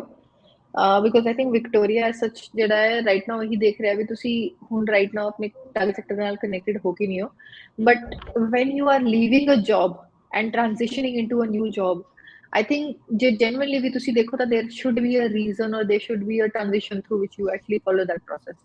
ਜੇ ਤੁਸੀਂ ਇਹ ਸੋਚ ਕੇ ਚੱਲੋ ਕਿ ਵੀ ਮੇਰਾ ਹੁਣ ਨੋਮੀਨੇਸ਼ਨ ਆ ਗਿਆ ਔਰ ਅੱਜ ਮੈਂ ਜਦੀ ਜਾਣ ਤੋਂ ਬਾਅਦ 2 ਹਫ਼ਤੇ ਬਾਅਦ ਮੈਂ ਕੰਪਨੀ ਛੱਡ ਕੇ ਮੈਂ ਮੂਵ ਔਨ ਕਰ ਜਾਵਾਂ, ਇਟ ਲੁੱਕ ਡੋਜੀ। ਇਹ ਲੱਗੇਗਾ ਕਿ ਤੁਸੀਂ ਸਿਰਫ ਔਰ ਸਿਰਫ ਉਸ ਪਰਪਸ ਲਈ ਹੀ ਇਸ ਚੀਜ਼ ਨੂੰ ਜਿਹੜਾ ਇਸ ਜੌਬ ਨੂੰ ਤੁਸੀਂ ਕੰਮ ਕਰ ਰਹੇ ਸੀਗੇ, ਵਟਐਵਰ ਵੇਜ਼ ਦੇ ਵਰ। ਬਹੁਤ ਸਾਰੇ ਕੇਸਿਸ ਦੇ ਵਿੱਚ ਸਟੇਟਸ ਜਿਹੜੀਆਂ ਨੇ ਉਹ ਜਦੋਂ ਵਾਪਸ ਕਰਦੀਆਂ ਨੇ ਆਡਿਟ ਜਾਂ ਰਿਵਿਜ਼ਿਟ ਕਰਦੀਆਂ ਨੇ ਜਾਂ EMPLOYERS ਨੂੰ ਕੰਟੈਕਟ ਕਰਦੀਆਂ ਨੇ, ਬਾਅਦ 'ਚ ਇਹ ਪਤਾ ਚੱਲਦਾ ਕਿ EMPLOYEES ਛੱਡ ਚੁੱਕੇ ਨੇ ਉਹ, and then if there is no straightforward answer or no reason, then they definitely can question you further. Tasmania ਇਹ ਕਾਫੀ ਹੱਦ ਤੱਕ ਕਰ ਰਿਹਾ ਹੈ, Victoria possibly can do it. You can change jobs, but if it is something more like a progression, ਜਾਂ ਤੁਹਾਡੇ ਕੋਲ ਤੁਹਾਡੇ EMPLOYER ਕੋਲ ਇਹ ਕੰਟੈਕਟ ਫਿਨਿਸ਼ ਹੋ ਗਿਆ ਜਾਂ ਉਹਨਾਂ ਕੋਲ ਕੰਮ ਘੱਟ ਹੈ, then it's okay.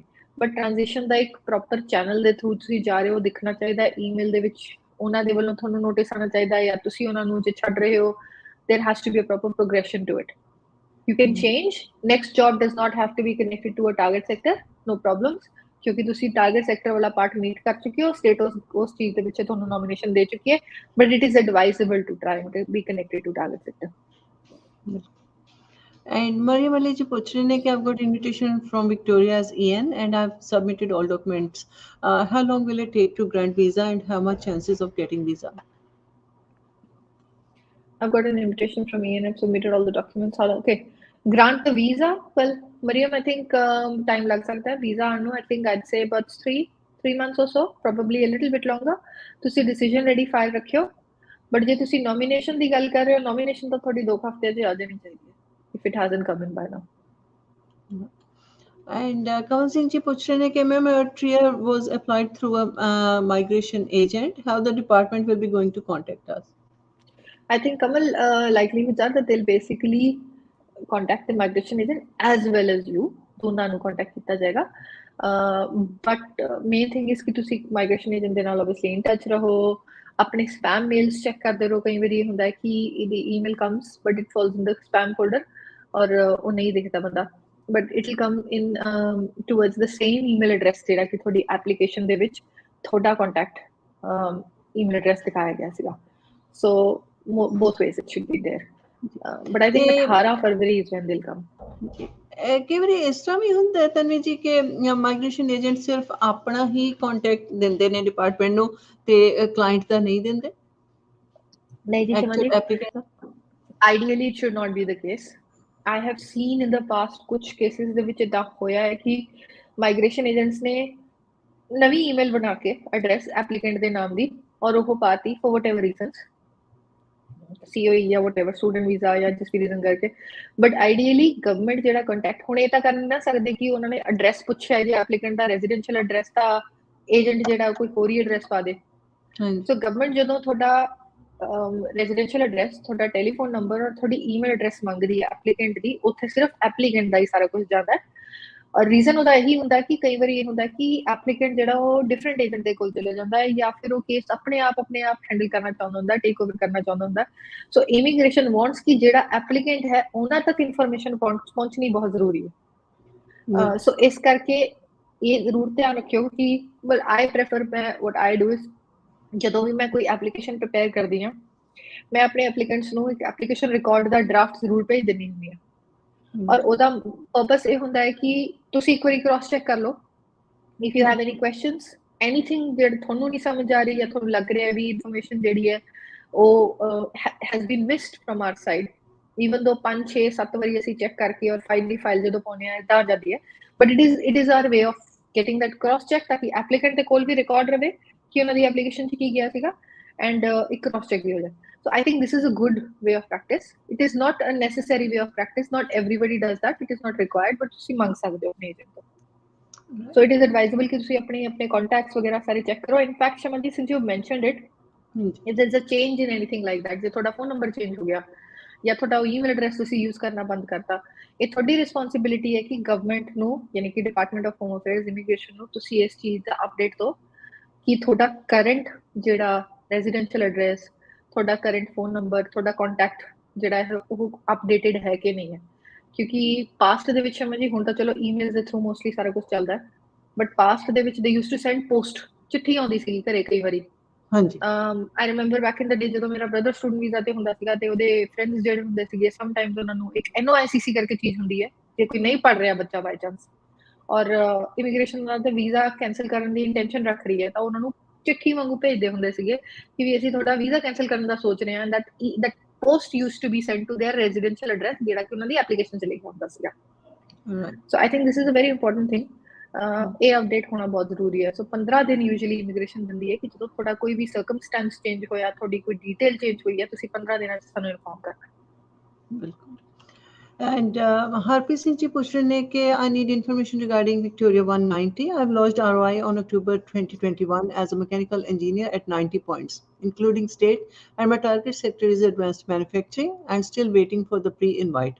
Even many people got invited at 85 points in the previous rounds. Should I have to wait or move to New South Wales for 491? Harpreet ji, I think advanced manufacturing sector is a good sector. Mechanical engineering ਬਿਲਕੁਲ fit to the T ਜਿਹਨੂੰ ਆਪਾਂ ਕਹਿ ਦਿੰਦੇ ਹਾਂ ਇਸ sector ਦੇ ਨਾਲ connect ਹੁੰਦੀ ਹੈ। ਬਟ ਮੇਨ ਥਿੰਗ ਇਜ਼ ਕਿ ਤੁਹਾਡੀ ਜਿਹੜੀ ਕੰਪਨੀ ਹੈ ਉਹ ਜੈਨੂਅਨਲੀ ਐਡਵਾਂਸ ਮੈਨੂਫੈਕਚਰਿੰਗ ਨੂੰ ਸੈਟੀਸਫਾਈ ਕਰਦੀ ਹੈ ਕਿ ਨਹੀਂ ਕਰਦੀ। ਕਿਉਂਕਿ ਫॉर एग्जांपल ਮੈਨੂੰ ਇੱਕ ਲੇਟਲੀ ਐਪਲੀਕੈਂਟ ਨੇ case like they wanted to go head with ROI, ਉਹਨਾਂ ਦੀ ਜਿਹੜੀ ਕੰਪਨੀ ਸੀਗੀ ਉਹ ਜਿਹੜੀਆਂ ਬੀਅਰ ਵਾਲੀ ਬੋਟਲਸ ਹੁੰਦੀਆਂ ਨੇ ਉਹਦੇ ਕੈਪਸ ਬਣਾਉਂਦੀ ਸੀਗੀ। ਨਾ that is no advance manufacturing. Production ਇਹ ਜਿਹੀ ਹੋਣੀ ਚਾਹੀਦੀ ਹੈ ਜਿਹੜੀ ਕਿ ਆਸਟ੍ਰੇਲੀਆ ਨੂੰ ਗਲੋਬਲ ਸਟੈਂਡ ਪੁਆਇੰਟ ਤੇ ਖੜਾ ਕਰੇ। ਫॉर एग्जांपल ਲਾ ਕੇ ਚਲੋ ਤੁਸੀਂ ਕਿ ਟਰੱਕਸ ਐਂਡ ਆਲ ਦੇ ਵਿੱਚ ਉਹ ਜਾਂ ਕੋਈ ਇਹ ਜਿਹੀ ਬੋਡੀ ਜਿਹੜੀ ਕੰਸਟਰਕਸ਼ਨ ਹੋ ਰਹੀ ਹੈ ਜਾਂ ਮੈਨੂਫੈਕਚਰ ਹੋ ਰਹੀ ਹੈ ਜਿਹੜੀ ਕਿ ਐਂਬੂਲੈਂਸਿਸ ਦੇ ਵਿੱਚ ਜਾਂ ਮਾਈਨਿੰਗ ਦੇ ਵਿੱਚ ਜਾਂ ਇਹਨਾਂ ਸਾਰੀਆਂ ਉਹਦੇ 'ਚ ਚੀਜ਼ਾਂ 'ਚ ਜਾ ਰਹੀ ਹੈ, 에ਅਰਫੋਰਸ ਦੇ ਵਿੱਚ, ਆਰਮੀ ਦੇ ਵਿੱਚ, ਡਿਫੈਂਸ 'ਚ ਜਾ ਰਹੀ ਹੈ। So things like this. But again advance manufacturing ਦੇ ਨਾਲ ਅਗਰ ਹਾਲੇ ਤੁਹਾਡੀ ਲਾਈਕ ਕਨੈਕਟਡ ਨਹੀਂ ਵੀ ਹੈਗੀ, probably later on when they'll expand the horizon ਹੋ ਜਾਏਗੀ। but it's definitely a good idea ਕਿ ਤੁਸੀਂ ਨਿਊ ਸਾਊਥ ਵੇਲਸ ਵੱਲ ਦੇਖੋ। ਨਿਊ ਸਾਊਥ ਵੇਲਸ ਵੱਲ ਰੈਜ਼ੀਡੈਂਸੀ ਉੱਥੇ ਹੋਣੀ ਬਹੁਤ ਜ਼ਰੂਰੀ ਹੈ। ਆਈ ਥਿੰਕ 491 ਨਹੀਂ ਦੇ ਰਹੇ ਉਹ ਦੂਜੇ ਸਟੇਟ ਵਾਲਿਆਂ ਨੂੰ।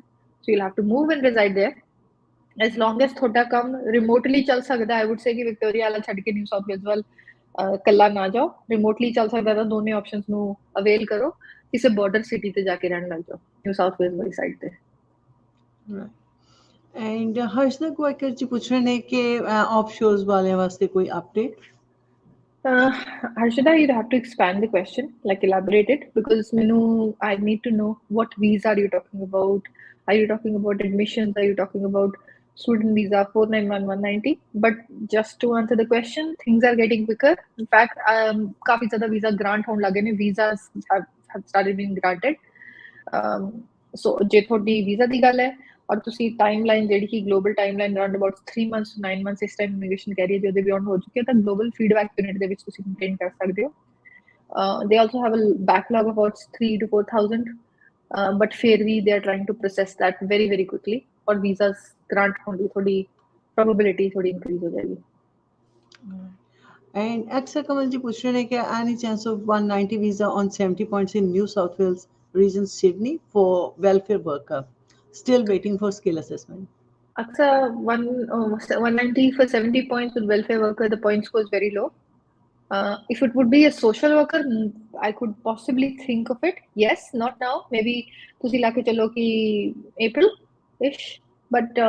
But I think when you talk about 190, 70 point are the welfare worker, it's a long shot. या तो social worker कर लो या 491 ला लो। हाँ जी, ते रोजी शेख जी पूछ रहे हैं कि just wondering, I'm illegally stayed here in Australia 2 times around more than 3 years and I've lodged 2 times protection visa. And my protection visa was refused. My question is, am I able to apply any visa from onshore, like 491, 482 or 494, etc.? And also, if not, then can I request Minister to allow me to lodge visa from here? Well, Rosie ji, I think ਜਿਹੜੇ ਤੁਸੀਂ 491 ਦੀ ਗੱਲ ਕਰ ਰਹੇ ਹੋ ਜਾਂ 494 ਦੀ ਗੱਲ ਕਰ ਰਹੇ ਹੋ, section 48 barred, which you are, have been allowed to lodge a visa Australia 'ਚ ਰਹਿੰਦੇ ਹੋਏ। 482 definitely not. ਬਟ ਜਿਹੜੀ ਗੱਲ ਇਹ ਹੈ ਕਿ ਤੁਸੀਂ ਕਿਹੜੇ ਵੀਜ਼ਾ ਤੇ ਹੋ, ਤੁਹਾਨੂੰ ਕਿਹੜਾ ਬ੍ਰਿਜਿੰਗ ਵੀਜ਼ਾ ਮਿਲਿਆ ਹੋਇਆ। ਲਾਈਕਲੀਹੁਡਸ ਆਰ ਵੈਰੀ ਸਲਿਮ, ਬਹੁਤ ਘੱਟ ਚਾਂਸ ਹੈ ਤੁਹਾਡੇ ਲਈ, ਆਕੂਪੇਸ਼ਨ ਤੇ ਬਹੁਤ ਜ਼ਿਆਦਾ ਡਿਪੈਂਡ ਕਰਦਾ ਹੈ।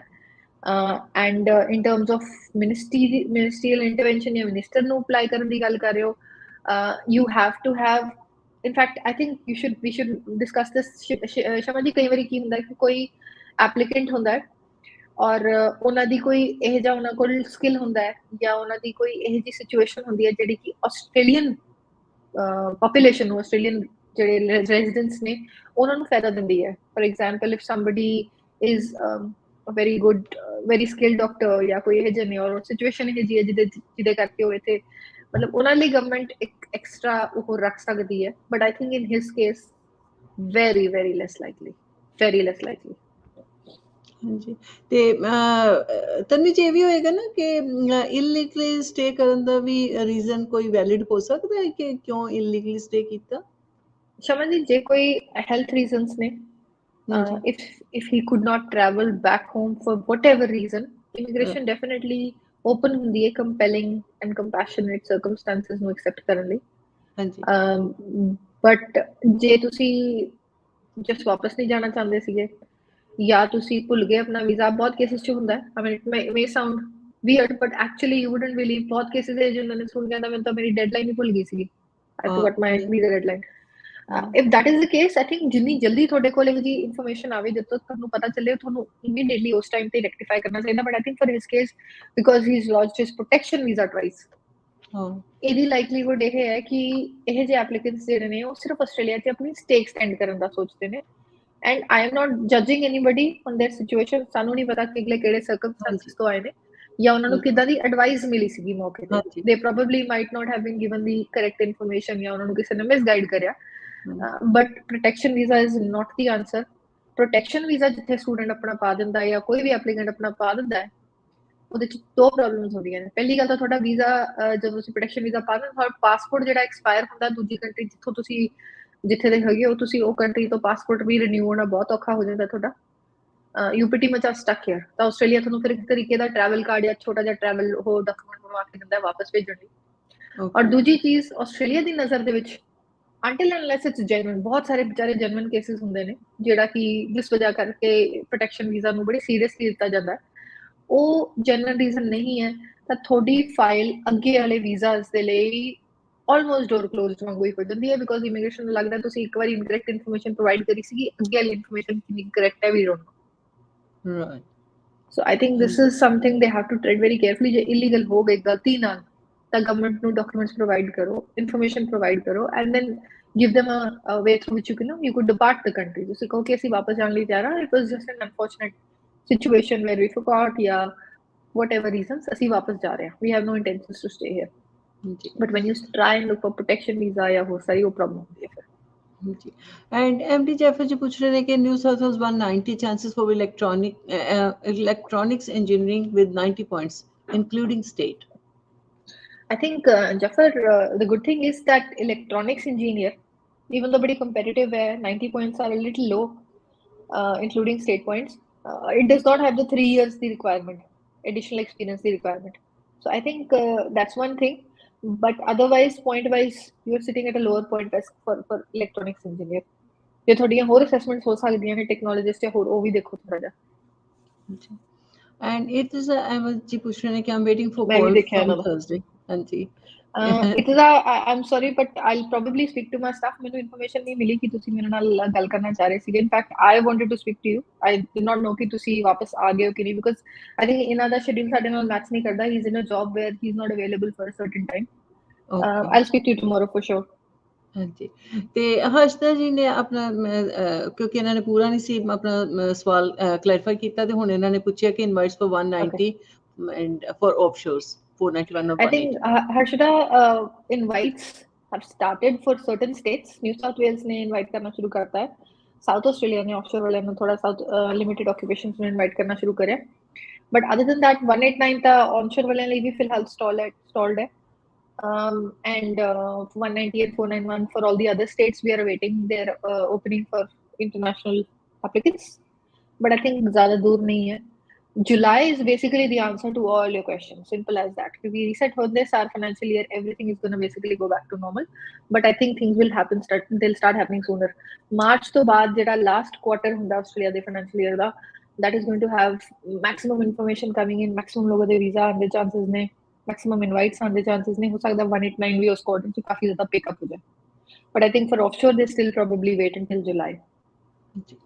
And ਜਗਨਦੀਪ ਜੀ ਪੁੱਛ ਰਹੇ ਨੇ ਕਿ ਕੁਕਰੀ ਦਾ ਫਿਊਚਰ ਇਨ ਐਡਲੇਡ ਆ ਜਸਟ ਕਹਿੰਦੇ started. Well, I think cookery is a very competitive occupation. Try करियो जेडी job ready program हो outer regional South Australia से करियो 190 ਦੇ ਵੀ chances ਬਣ ਜਾਣਗੇ no problem. But cert 4 ਤੋਂ ਬਾਅਦ. ਐਂਡ ਐਮਡੀ ਜੈਫਰ ਜੀ ਨੇ ਅੱਗੇ ਥੋੜਾ ਜਿਹਾ ਹੋਰ ਸਵਾਲ ਨੂੰ ਐਲੈਬੋਰੇਟ ਕੀਤਾ ਕਿ would you recommend getting skill assessment? I mentioned that. ਤੁਸੀਂ ਮੈਂਸ਼ਨ ਕਰ ਦਿੱਤਾ ਸੀਗਾ ਹੈ ਨਾ. ਤੇ ਦਵਿੰਦਰ ਆਸਕਿੰਗ ਕਿ ਇਸ ਮੰਥ ਦਾ ਇਨਵੀਟੇਸ਼ਨ ਰਾਉਂਡ ਦਾ ਕੀ ਬਣਿਆ? ਦਵਿੰਦਰ ਚੱਲ ਰਿਹਾ ਹਾਲੇ ਤੱਕ ਤਾਂ ਅੱਜ today was apparently the last day as they say for the invitation round for New South Wales, but ਜਿਹੜੇ ਕਿ past rounds ਦੇ ਵਿੱਚ ਦੇਖਿਆ ਗਿਆ New South Wales ਨੇ beyond the 7th we invitations ਦਿੱਤੇ ਨੇ, so we are very hopeful. Don't worry, not everything is lost. And Arun Chaudhary ji push rahe hain कि ma'am when will they start processing 489 in automotive onshore files and when can I expect? And I'm currently on student visa and expiring on 7th March.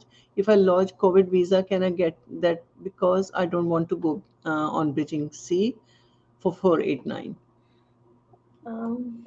Arun, you'll have to probably go on bridging C for a certain period of time, but COVID visa मिलन दा थोनो chance होता सकता है, for sure हो सकता है, but you have to have a reason to lodge the COVID visa. Just for the extension of stay ਤੁਸੀਂ ਕਰੋਗੇ ਤਾਂ ਹੋ ਸਕਦਾ ਸਿਰਫ 3 ਮਹੀਨਿਆਂ ਦਾ ਹੀ ਮਿਲੇ, and there is no surety ਕਿ ਤੁਹਾਡੀ 3 months ਦੇ ਵਿੱਚ file ਜਿਹੜੀ ਆ process ਹੋ ਜਾਏ. So I think थोड़ा open minded हो जाओ, bridging visa C ਤੇ चले जाओ. I know travel खत्म हो जाएगा थोड़ा, but I think that will be the better option. Thank you for your question ji. And Gurjan Chal ji puch rahe कि ma'am what are the chances for ECT 190 Victoria 80 points job in regional? Gurjan points score थोड़ा cut है 190 ਦੇ ਹਿਸਾਬ ਨਾਲ, but they're getting there. 85 तक ਤਾਂ ਉਹ ਲੋਕ ਟੱਚ ਕਰ ਚੁੱਕੇ ਨੇ, 80 ਤੱਕ ਵੀ ਬਹੁਤ ਛੇਤੀ ਆ ਜਾਣਗੇ. ਹਾਂਜੀ ਤੇ Tarn Sandhu ji back is asking ਕਿ ਸਤਿ ਸ਼੍ਰੀ ਅਕਾਲ ma'am for South Coast New South Wales ਨੂੰ ਜਗਾਓ please still waiting for nomination approval from October window they don't even reply for emails phone calls as well. I think Taran ਮੈਂ ਸ਼ਾਇਦ ਤਰਨ ਦੇ question ਦਾ ਲਾਸਟ ਟਾਈਮ ਵੀ ਸ਼ਮਨ ਜੀ ਦੱਸਿਆ ਸੀਗਾ, ਇਹ literally I don't know far South Coast ਤੇ ਗਏ ਤਾਂ ਸਾਡੇ ਵੀ ਹੱਥ ਜੁੜ ਗਏ ਨੇ. they told me ਕਿ ਸਾਡੇ ਕੇਸ ਅਫਸਰ ਜਿਹੜਾ ਜੀ ਉਹ ਛੁੱਟੀ ਤੇ ਗਿਆ ਹੋਇਆ, ਸਾਡੇ ਇੱਕ ਵਿਚਾਰੇ ਐਪਲੀਕੈਂਟ ਦੇ ਪੈਸੇ ਮੋੜਨੇ ਸੀਗੇ ਉਹਨਾਂ ਨੇ, ਉਹਦੇ ਲਾਸਟ ਫਾਈਨੈਂਸ਼ੀਅਲ ਈਅਰ ਦੇ ਹਾਲੇ ਤੱਕ ਪੈਸੇ ਨਹੀਂ ਰਿਫੰਡ ਕਰੇ ਹੋਏ. ਹਰ ਵਾਰੀ ਉਹਨਾਂ ਨੂੰ ਬਹੁਤ ਤਾਂ ਕਹਿੰਦੇ ਸਾਡਾ ਕੇਸ ਅਫਸਰ ਜਿਹੜਾ ਛੁੱਟੀ ਤੇ ਗਿਆ ਹੋਇਆ, ਸਾਰਿਆਂ ਨੂੰ ਛੁੱਟੀਆਂ ਤੋਂ ਕਦੋਂ ਆਉਣਾ ਉਹਨਾਂ ਨੇ. ਹਾਂਜੀ ਜਗਨਦੀਪ ਜੀ ਤੁਹਾਡੇ ਸਵਾਲ ਦਾ ਅਸੀਂ ਜਵਾਬ ਦੇ ਚੁੱਕੇ ਹਾਂ ਤੇ ਤੁਸੀਂ ਮੇਰਾ ਖਿਆਲ ਹੈ ਕਿ ਹੁਣ ਇਸ ਤੋਂ ਬਾਅਦ ਆਪਣਾ ਜਿਹੜਾ ਸਵਾਲ ਆ ਉਹਨੂੰ ਫਿਰ ਦੁਬਾਰਾ ਨਹੀਂ ਇੱਥੇ ਕਮੈਂਟ 'ਚ ਪਾਓਗੇ. ਐਂਡ ਗੁਰਨਵ ਖੈਰਾ ਕਹਿੰਦੇ ਨੇ ਕਿ when the immigration will start process 489 offshore application submitted 32 months ago. Wow, 32 months, that's a long time. Absolutely, Shama ji, he's ਇਹਨਾਂ ਦੀ ਬਿਲਕੁਲ ਕਰੈਕਟ ਹੈ. ਇਹ ਜਿਹੜੀ ਸਿਚੁਏਸ਼ਨ ਦੇ ਵਿੱਚ ਵਿਚਾਰੇ ਦੁਖੀ ਹੋ ਰਹੇ ਨੇ ਕਿਉਂਕਿ ਪਹਿਲਾਂ ਹੀ 489 ਵੀਜ਼ਾ ਮਿਲਣਾ ਇਹਨਾਂ ਨੂੰ, ਡਾਇਰੈਕਟ ਪੀਆਰ ਨਹੀਂ ਮਿਲਣੀ, ਔਰ ਉਸ ਤੋਂ ਬਾਅਦ ਫਿਰ ਇਹਨਾਂ ਦਾ ਜਿਹੜਾ ਰੀਜਨਲ 'ਚ ਟਾਈਮ ਸਪੈਂਡ ਕਰਨਾ ਹੋਏਗਾ ਉਹ ਵੀਜ਼ਾ ਮਿਲਣ ਤੋਂ ਬਾਅਦ ਇੱਥੇ ਆਉਣ ਤੋਂ ਬਾਅਦ ਸ਼ੁਰੂ ਹੋਏਗਾ. I think you are not the only one. ਇੱਥੇ ਆਸਟ੍ਰੇਲੀਆ ਦੇ ਵਿੱਚ ਵੀ ਜਿਹੜੇ ਸਟੂਡੈਂਟਸ ਬੈਠੇ ਨੇ ਉਹ ਵਿਚਾਰੇ 24 ਮਹੀਨਿਆਂ ਤੋਂ ਉੱਤੇ ਤੋਂ they are actually sitting and waiting for the outcome for their 489 visa. 2019 ਦੇ ਵਿੱਚ ਇਹਨਾਂ ਨੇ ਇਹਨੂੰ ਖਤਮ ਕਰਤਾ ਸੀਗਾ ਵੀਜ਼ਾ ਨੂੰ ਸੈਪਟੈਂਬਰ ਦੇ ਵਿੱਚ. ਉਸ ਤੋਂ ਬਾਅਦ ਤੋਂ I think barely any grants have come, barely. So I think it's just a waiting game for delivery. But ਮੇਰੇ ਹਿਸਾਬ ਨਾਲ ਆਸਟ੍ਰੇਲੀਆ ਦੀ ਬਹੁਤ ਥੂ-ਥੂ ਹੋ ਚੁੱਕੀ ਹੈ ਪੂਰੀ ਦੁਨੀਆ 'ਚ, ਸਟੂਡੈਂਟ ਆਉਣਾ ਨਹੀਂ ਜਾ ਰਿਹਾ ਆਸਟ੍ਰੇਲੀਆ 'ਚ ਅਸਲ 'ਚ ਇਹਨਾਂ ਸਾਰੇ ਰੀਜ਼ਨਸ ਕਰਕੇ. ਸੋ ਸ਼ਾਇਦ ਇਹਨਾਂ ਨੂੰ ਥੋੜੀ ਸ਼ਰਮ ਆ ਜਾਏ ਛੇਤੀ ਕਰ ਦੇਣਗੇ। ਹਾਂ, ਬਿਲਕੁਲ ਸਟੂਡੈਂਟ ਵੀਜ਼ਾਸ ਨਹੀਂ ਗ੍ਰਾਂਟ ਹੋ ਰਹੇ ਤੇ ਜਿਹੜੇ ਵਿਚਾਰੇ ਆਏ ਹੋਏ ਨੇ ਉਹਨਾਂ ਦੇ ਪੀਆਰ ਦਾ ਨਹੀਂ ਕੋਈ ਚਾਂਸਸ ਬਣ ਰਹੇ ਬਿਲਕੁਲ ਜੀ, ਤੇ ਕਾਫੀ ਜ਼ਿਆਦਾ ਜਿਹੜਾ ਆਸਟ੍ਰੇਲੀਆ ਦੀ ਕਾਫੀ ਨਿਊਜ਼ ਆ ਰਹੀਆਂ ਤੇ ਖਾਸ ਤੌਰ ਤੇ ਜਿਹੜੀਆਂ ਤੁਸੀਂ ਟਿਕਟੋਕ ਦੇ ਉੱਪਰ ਵੀਡੀਓਜ਼ ਵੇਖੋਗੇ ਤੇ ਬਿਲਕੁਲ ਹਾਸਾ ਜੀ। ਵੀ ਹੁੰਦਾ ਪਰ ਮਤਲਬ ਕਿ ਪਤਾ ਤੇ ਇਟਸ ਲੱਗਦਾ ਹੈ ਨਾ ਕਿ ਕੀ ਚੱਲ ਰਿਹਾ। ਆਇਰੋਨਿਕ ਗੱਲ ਹੋ ਜਾਂਦੀ ਹੈ ਕਿ ਹੱਸੀ ਵੀ ਬੰਦਾ ਆਪਣੇ ਆਪ ਤੇ ਹੱਸ ਰਿਹਾ ਆਪਣੀ ਸਿਚੁਏਸ਼ਨ ਤੇ ਸਟੂਡੈਂਟਸ। ਪਤਾ ਨਹੀਂ ਹਾਂ, ਕਿਸੇ ਦਾ ਸਮਝ ਨਹੀਂ, ਮੇਰੇ ਖਿਆਲ ਮੈਂ ਦੇਖ ਰਹੀ ਸੀ ਕਹਿੰਦੇ ਵੀ ਸਾਨੂੰ ਤਾਂ ਕੁੜੀ ਵੀ ਦੇਣੀਆਂ ਬੰਦ ਕਰਤੀਆਂ ਇੰਡੀਆ ਤੋਂ, ਬਿਲਕੁਲ ਉਹ ਉਹ ਕਹਿੰਦੇ ਕਹਿੰਦੇ ਕਿ ਤੁਸੀਂ ਆਸਟ੍ਰੇਲੀਆ ਆਸਟ੍ਰੇਲੀਆ ਸਿੱਧਾ 'ਚ ਕਿਹੜਾ ਬੰਦਾ ਪੱਕੇ ਹੋਣ ਵੀ ਵਿਆਹ ਕਰਨੇ ਔਖੇ ਹੋ ਗਏ ਨੇ। ਬਿਲਕੁਲ ਜੀ, ਝੂਠ ਬੋਲਣਾ ਪਏਗਾ ਕਿ ਨਹੀਂ ਜੀ ਅਸੀਂ ਕੈਨੇਡਾ ਹੈਗੇ ਆ ਤੇ ਬਿਲਕੁਲ ਹਾਂਜੀ ਮੈਂ ਕਾਰਤਿਕ ਆਈ ਜੀ ਥਿੰਕ ਹਾਂਜੀ ਕਾਫੀ ਕਾ ਕਾਫੀ ਪਹਿਲਾਂ ਸਾਡੇ ਕੋਈ ਨੋਨ ਸੀਗੇ, ਉਹਨਾਂ ਦੇ ਨਾਲ ਇੱਕ ਇੰਸਟੈਂਸ ਹੋਇਆ ਸੀਗਾ ਤਾਂ ਉਹਨਾਂ ਦਾ ਏਦਾਂ ਹੀ ਪਹਿਲਾਂ ਜਦੋਂ 2008 ਦੇ ਨੇੜੇ ਤੇੜੇ ਵੀ ਸਿਮਿਲਰ ਸਿਚੁਏਸ਼ਨ ਹੋਈ ਸੀ, ਵੀਜ਼ਾ ਬਹੁਤ ਦੇਰ ਤੱਕ ਆ ਰਹੇ ਸੀਗੇ। ਹਾਂਜੀ ਤਾਂ ਮੁੰਡੇ ਦਾ ਵਿਆਹ ਪੱਕਾ ਹੋਇਆ ਤੇ ਉਹ ਕੁੜੀ ਵਾਲੇ ਕਹਿੰਦੇ ਜੀ ਮੁੰਡਾ ਕਹਿੰਦੇ ਜੀ ਬਾਹਰ ਹੈ, ਕਹਿੰਦੇ ਕਿੱਥੇ ਬਾਹਰ ਹੈ, ਕਹਿੰਦੇ ਜੀ ਆਸਟ੍ਰੇਲੀਆ। ਕਹਿੰਦੇ ਤੁਸੀਂ ਕਹਿੰਦੇ ਸੀ ਬਾਹਰ ਹੈ, ਉਹ ਤਾਂ ਆਸਟ੍ਰੇਲੀਆ ਹੈ, ਮਤਲਬ ਉਹ ਬਾਹਰ ਨਹੀਂ। ਸੋ ਪਹਿਲੇ ਤੇ ਉਹ ਕਹਿੰਦੇ ਸੀ ਜੀ ਆਸਟ੍ਰੇਲੀਆ ਕੀ ਹੈ ਜੀ, ਕੋਈ ਕਹਿੰਦੇ ਮੈਂ ਆਲੂ ਗੋਭੀ ਲੈਣ ਜਾਂਦਾ ਸੀਗਾ ਤੇ ਕਹਿੰਦੇ ਵੀ ਆਲੂ ਗੋਭੀ ਮਿਲਣੇ ਮੁਸ਼ਕਲ ਸੀਗੇ, ਆਸਟ੍ਰੇਲੀਆ ਦਾ ਵੀਜ਼ਾ ਮਿਲਣਾ ਸੌਖਾ ਸੀ ਤੇ ਦੇਖ ਲਓ ਉਹ ਪੁੱਛ ਹੁਣ ਕੇ ਦੇਖ ਦੇਖੋ ਲਓ ਕਿ ਕੀ ਸਟੂਡੈਂਟਸ ਤੋਂ ਹਾਲ ਸਿਚੁਏਸ਼ਨ ਇਹ। ਬਣੀ ਹੈ। ਮੈਂ ਕਹਿੰਦੀ ਜਿਹੜੇ ਬਿਲਕੁਲ ਸਟੂਡੈਂਟਸ ਬੈਠੇ ਨੇ ਉਹ ਕਹਿੰਦੇ ਕਿ ਆਸਟ੍ਰੇਲੀਆ ਦਾ ਵੀਜ਼ਾ ਮਿਲਣਾ ਸਭ ਤੋਂ ਔਖਾ ਹੈ। ਬਿਲਕੁਲ ਐਂਡ ਕਾਰਤਿਕ ਜੀ ਪੁੱਛ ਰਹੇ ਨੇ ਕਿ what are the chances for civil engineers for 190 Victoria currently working as a civil engineer 485 visa expires in May ROI submitted in October last year. Karthik, I think mostly you would be connected to new energy sector. I think civil engineer the REA, they are getting their invitations. But again, the point is how well have you connected your occupation to the target sector, ਉਹਦੇ ਤੇ depend ਕਰਦਾ ਤੁਹਾਡੇ score ਤੇ। Civil engineers ਦੀ ਬਹੁਤ high demand ਹੈ new South Wales 'ਚ। ਤੁਹਾਡੇ ਕੋਲ 485 ਵੀਜ਼ਾ ਹੈ but May 'ਚ expire ਹੋ ਰਿਹਾ। So I think ਦੇਖੋ if there is any way through which you could get a job there also. New South Wales is a good option. 190 ਵੀ ਮਿਲ ਸਕਦਾ ਹੈ, ਪੁਆਇੰਟਸ ਵਧਾਣੇ ਪੈਣੇ ਆ, 190 ਦੇ ਲਈ ਹਾਈ ਪੁਆਇੰਟਸ ਤੇ ਇਨਵਾਈਟ ਕਰਦੇ ਨੇ। ਹਾਂਜੀ ਪਰ ਜਿਹੜਾ ਇੱਕ ਵਾਰੀ ਵਿਕਟੋਰੀਆ 'ਚ ਰਹਿ ਜਾਂਦਾ ਉਹਦਾ ਨਿਊ ਸਾਊਥ ਵੇਲਜ਼ ਜਾਣ ਨੂੰ ਦਿਲ ਬਾਦਲ ਨਹੀਂ ਸਰ ਕਰਦਾ ਹਾਂਜੀ ਅਜਿੰਦਰ ਸਿੰਘ ਜੀ ਪੁੱਛ ਰਹੇ ਨੇ processing time for 485 visa for wife and kid. Ajinder ji ਜੇ ਉਹ ਓਵਰਸੀਜ਼ ਨੇ ਹੁਣ ਛੇਤੀ ਹੋ ਜਾਣਾ ਚਾਹੀਦਾ। I think back in the day pre-COVID it used to be around about 3 to 5 months. I hope that it goes back to that. At the moment it was more than 12 months, but ਮੇਰੇ ਹਿਸਾਬ ਨਾਲ 6 ਮਹੀਨਿਆਂ 'ਚ ਆਉਣਾ ਚਾਹੀਦਾ। ਹਾਂਜੀ and Abhishek Paritosh I'm waiting for 190 Queensland since January 2020 when will they approve my grant? I think January 2020 ਤੋਂ ਇਹਨਾਂ ਨੇ ਪਾਇਆ ਹੋਇਆ grant ਲਈ I think you should try and approach immigration global feedback 'ਚ ਤੁਸੀਂ ਆਪਣੀ ਰਿਕੁਐਸਟ ਪਾ ਸਕਦੇ ਹੋ। there is a chance they probably may pick your file ਕਿਉਂਕਿ ਤੁਹਾਡੀ occupation ਵੀ ਠੀਕ ਹੈ। You should get your visa soon ਉਹਦੇ ਨਾਲ, ਮਤਲਬ at least it has been working very quickly for a lot of people ਜਿਨ੍ਹਾਂ ਦੀ approach ਅਸੀਂ ਕਰ ਰਹੇ ਹਾਂ ਉਹਨਾਂ ਨੂੰ, ਕਿਉਂਕਿ 3 ਮਹੀਨਿਆਂ ਤੋਂ 9 months 3 to 9 months ਦਾ ਇੱਕ estimated time immigration ਦੇ ਰਹੀ ਹੈ and you've obviously passed that well over that period, so ਤੁਸੀਂ ਇੱਕ ਵਾਰੀ ਉਹ approach ਕਰੋ, ਹੋ ਸਕਦਾ ਆਉਣ ਵਾਲੇ ਕੁਝ months ਤੁਹਾਡਾ grant ਆ ਜਾਏ। ਬਿਲਕੁਲ ਐਂਡ ਚੋਪੜਾ ਕੌਰ ਨਿਕਿਤਾ ਜੀ ਪੁੱਛ ਰਹੇ ਨੇ ਕਿ any idea of 190 round. Very good, soon February 'ਚ Nikita, fingers crossed for everybody, ਜਲਦੀ ਆਉਣੇ ਚਾਹੀਦੇ ਨੇ ਸਾਰਿਆਂ ਦੇ invitation। ਹਾਂਜੀ fingers cross for everyone else and for their visas for ਜਿਹੜੇ ਆਫਸ਼ੋਰ ਨੇ ਜਾਂ ਔਨਸ਼ੋਰ ਨੇ ਸਾਰਿਆਂ ਦੇ ਜਿਨ੍ਹਾਂ ਦੀ ਫੈਮਿਲੀਜ਼ ਉੱਥੇ ਸਟਕ ਹੋਈਆਂ ਜਾਂ ਜਿਹੜੇ ਨਵੇਂ ਵਿਜ਼ਿਟ ਕਰਨਾ ਆਉਣਾ ਚਾਹ ਰਹੇ ਨੇ ਸੋ ਗੁੱਡ ਨਿਊਜ਼ ਸੀਗੀ ਤੇ ਬਟ ਤਨਵੀ ਜੀ ਇਹ ਵੀ ਜ਼ਰੂਰ ਦੱਸੋ ਕਿ ਜਿਹੜੇ ਆਸਟ੍ਰੇਲੀਆ ਤੋਂ ਜਾਣਾ ਚਾਹੁੰਦੇ ਨੇ ਕਿਤੇ ਟਰੈਵਲ ਕਰਨਾ ਚਾਹੁੰਦੇ ਨੇ ਉਹਨਾਂ ਵਾਸਤੇ ਕੀ ਖਬਰ ਆ? ਸਮਝ ਜੀ ਆਈ ਥਿੰਕ ਸਿਟੀਜ਼ਨਸ ਲਈ ਤਾਂ ਪਹਿਲਾਂ ਹੀ ਕੋਈ ਪ੍ਰੋਬਲਮ ਨਹੀਂ ਸੀਗੀ, ਦੇ ਕੁਡ ਫਲਾਈ ਬੈਕ ਹੋਮ ਜਾਂ ਹੋਰ ਕਿਸੇ ਕੰਟਰੀ 'ਚ ਵਿਜ਼ਿਟ ਕਰ ਸਕਦੇ ਸੀਗੇ as long as those countries were accepting Australian travelers, no problems। But ਹੁਣ ਜਿਹੜੀ ਮੇਨ ਗੱਲ ਹੈ ਜਿੱਦਾਂ ਕੋਈ ਸਟੂਡੈਂਟ ਨੇ 485 ਵੀਜ਼ਾ ਹੋਲਡਰਸ ਨੇ ਜਾਂ ਹੋਰ ਕੋਈ ਟੈਂਪਰੇਰੀ ਵੀਜ਼ਾ ਹੋਲਡਰਸ ਨੇ ਔਰ ਆਪਣੇ ਫੈਮਿਲੀ ਨੂੰ ਮਿਲਣ ਜਾਣਾ ਚਾਹੁੰਦੇ ਨੇ, ਬਹੁਤ ਕੇਸਿਸ 'ਚ ਇੱਦਾਂ ਹੋਇਆ ਕਿ ਫੈਮਿਲੀ ਦੇ ਵਿੱਚ ਲਾਈਕ ਦੇ ਮਿਸ ਦ ਵੈਡਿੰਗ। ਮੇਰੇ ਇਨਫੈਕਟ ਖੁਦ ਆਪਣੇ ਸਟਾਫ ਦੇ ਨਾਲ ਹੋਇਆ, she had to miss her real sisters, her own sister's wedding digitally। ਅੱਜਕੱਲ weddings ਵੀ ਅਸੀਂ ਬਿਲਕੁਲ ਡਿਜੀਟਲ ਇੰਟਰਨੈਟ ਹੋਣ ਤੇ ਲੱਗ ਅਟੈਂਡ ਗਈਆਂ ਕਰਨ ਲੱਗ ਗਏ ਹਾਂਜੀ ਆ। So I think ਬਿਲਕੁਲ that would be open, ਜਾ ਕੇ ਆ ਹਾਂਜੀ ਸਕਦੇ ਨੇ definitely, ਬਟ ਆਈ ਥਿੰਕ 21 ਤਰੀਕ ਤੋਂ ਬਾਅਦ ਹੀ ਤੁਸੀਂ ਵਾਪਸ ਆ ਸਕੋਗੇ। ਜੇ ਤੁਸੀਂ ਜਾਣਾ ਚਾਹੁੰਦੇ ਹੋ ਹੁਣ ਜਾ ਸਕਦੇ ਹੋ, ਵਾਪਸੀ ਤੁਹਾਡੀ 21 ਤਰੀਕ ਤੋਂ ਬਾਅਦ ਹੋਏਗੀ। ਬਿਲਕੁਲ। ਅੱਛਾ, ਜਿਹੜੇ ਸਿਟੀਜ਼ਨਸ ਜਾ ਰਹੇ ਨੇ ਉਹ ਵੀ 21 ਤਰੀਕ ਤੋਂ ਬਾਅਦ ਵਾਪਸ ਆ ਸਕਣਗੇ? ਨਹੀਂ Sharma ji, I think citizens ਤਾਂ ਪਹਿਲੇ ਹੀ ਦੇ ਕੈਨ ਕਮ, ਓਕੇ, ਉਹਨਾਂ ਨੂੰ ਸਿਟੀਜ਼ਨ, ਕੋਈ ਓਕੇ, ਰਿਸਟ੍ਰਿਕਸ਼ਨ ਹਾਂ, ਨਹੀਂ ਹੈ। ਠੀਕ। ਹਾਂ, ਜਿਹੜੇ ਟੈਂਪਰੇਰੀ ਵੀਜ਼ਾ ਹੋਲਡਰਸ ਨੇ ਟੈਂਪਰੇਰੀ ਮੇਨ ਤਾਂ ਵੀਜ਼ਾ ਉਹਨਾਂ ਨੂੰ ਹੋਲਡਰਸ। ਪ੍ਰੋਬਲਮ ਹੈ, and I think it's the right time visa ਵਗੈਰਾ ਵੀ ਹੁਣ ਲਾਉਣ ਦੇ ਲਈ। This is the time. ਬਹੁਤ ਸਾਰੇ ਲੋਕ ਜੀ, ਇਨਫੈਕਟ ਮੈਂ ਆਈ ਥਿੰਕ ਆਪਾਂ ਹੀ ਕਈ ਵਾਰੀ ਗੱਲ ਕਰੀ ਸੀ, ਹਾਲੇ ਰੁਕ ਜਾਓ, ਹਾਲੇ ਵੇਟ ਕਰ ਲਓ, ਹਾਲੇ ਵੀਜ਼ਾ ਹਾਂਜੀ, ਨਾ ਪਾਓ, ਬਿਲਕੁਲ। It's not the right time. But I think now I can confidently say it's the right time. Go for ਜੀ, it. पेपर वर्क ਹਾਂਜੀ। सही लाओ प्लीज। ਕਿਸੇ ਹਾਂ। ਗਲਤ ਜਿਵੇਂ ਸ਼ਮਾ ਜੀ ਨੇ ਗੱਲ ਕਰੀ ਹੈ, ਕੋਈ ਇਹੋ ਜਿਹਾ ਕਾਗਜ਼ ਨਾ ਲਾ ਦਿਓ ਜਿਹਦੇ ਕਰਕੇ ਅੱਗੇ ਲਈ ਦਰਵਾਜ਼ੇ ਬੰਦ ਹੋ ਜਾਣ ਆਸਟ੍ਰੇਲੀਆ ਦੇ। But otherwise definitely you can go for it now. ਹਾਂ, ਬਿਲਕੁਲ, ਜਿਨ੍ਹਾਂ ਨੇ ਟਰੈਵਲ ਕਰਨਾ ਉਹ ਜਲਦੀ ਕਰੋ, ਕਿਉਂਕਿ ਇਸ ਦਾ ਕੋਈ ਪਤਾ ਨਹੀਂ ਕਿ ਕਿਹੜੇ ਵੇਲੇ ਕਿਹੜਾ ਇਹਨਾਂ ਨੇ ਨਵਾਂ ਵੇਰੀਐਂਟ ਫੇਰ ਕੱਢ ਦੇਣਾ, ਤੇ ਸੋ ਟਰੈਵਲ ਇਨਫੈਕਟ ਆਈ ਕਰੋ। ਥਿੰਕ ਮੈਂ ਜੋ ਕਿਤੇ ਪੜ੍ਹ ਹੀ ਰਹੀ ਸੀਗੀ ਤਾਂ ਦੇ ਵਰ ਸੇਇੰਗ ਕਿ ਸ਼ਾਇਦ ਚੌਥੀ ਡੋਜ਼ ਦੀ ਵੀ ਲੋੜ ਪੈਣੀ ਹੈ। ਮਤਲਬ ਹੁਣ ਬਾਅਦ ਚ ਕਹਿੰਦੇ ਵੀ ਉਹ ਜਗ੍ਹਾ ਕਹਿ ਰਹੇ ਖਤਮ ਹੋ ਨੇ ਜਾਣੀ ਹੈ ਵੈਕਸੀਨੇਸ਼ਨ ਲੈਣ ਦੀ। ਹਾਂਜੀ, ਮੈਨੂੰ ਲੱਗਦਾ ਕਿ every 6 months you will have to get vaccinated. ਤੇ ਕਈ ਜਗ੍ਹਾ ਤੋਂ ਇਹ ਵੀ ਸੁਣਨ ਨੂੰ ਮਿਲ ਰਿਹਾ ਤਨਵੀ ਜੀ ਕਿ ਜਿਨ੍ਹਾਂ ਨੇ ਸੈਕੰਡ ਡੋਜ਼ ਲਵਾਈ ਸੀ ਵੈਕਸੀਨੇਸ਼ਨ ਦੀ, ਕਈਆਂ ਦੇ ਜਿਹੜੇ ਬਜ਼ੁਰਗ ਸੀਗੇ ਥੋੜੇ ਜਿਹੇ, ਉਹਨਾਂ ਦੇ ਮਤਲਬ ਕਿ ਨੀਜ਼ ਵਗੈਰਾ ਦੀ ਪ੍ਰੋਬਲਮ ਸੀ, ਕਹਿੰਦੇ ਕਿ ਸੈਕੰਡ ਡੋਜ਼ ਨਾਲ ਉਹ ਦੂਰ ਹੋ ਗਈ ਆ। ਸੋ ਵਾਹ। ਉਹ ਸਾਡੇ ਉੱਥੇ ਪੜੋਸ ਚ ਇੱਕ ਡਾਕਟਰ ਹੁੰਦਾ ਸੀਗਾ, ਉਹਦੇ ਕੋਲ ਕਹਿੰਦੇ ਵੀ ਬੁਖਾਰ ਦੀ ਦਵਾਈ ਲੈਣ ਜਾਂਦੇ ਸੀਗੇ ਤਾਂ ਗੋਡੇ ਠੀਕ ਹੋ ਜਾਂਦੇ ਸੀ। ਤਾਂ ਗੱਲ ਉਹ ਹੋਊਗੀ। ਹਾਂ, ਤੇ ਸੋ ਵੈਕਸੀਨੇਸ਼ਨ ਤੋਂ ਇੰਨਾ ਡਰੋ ਨਾ।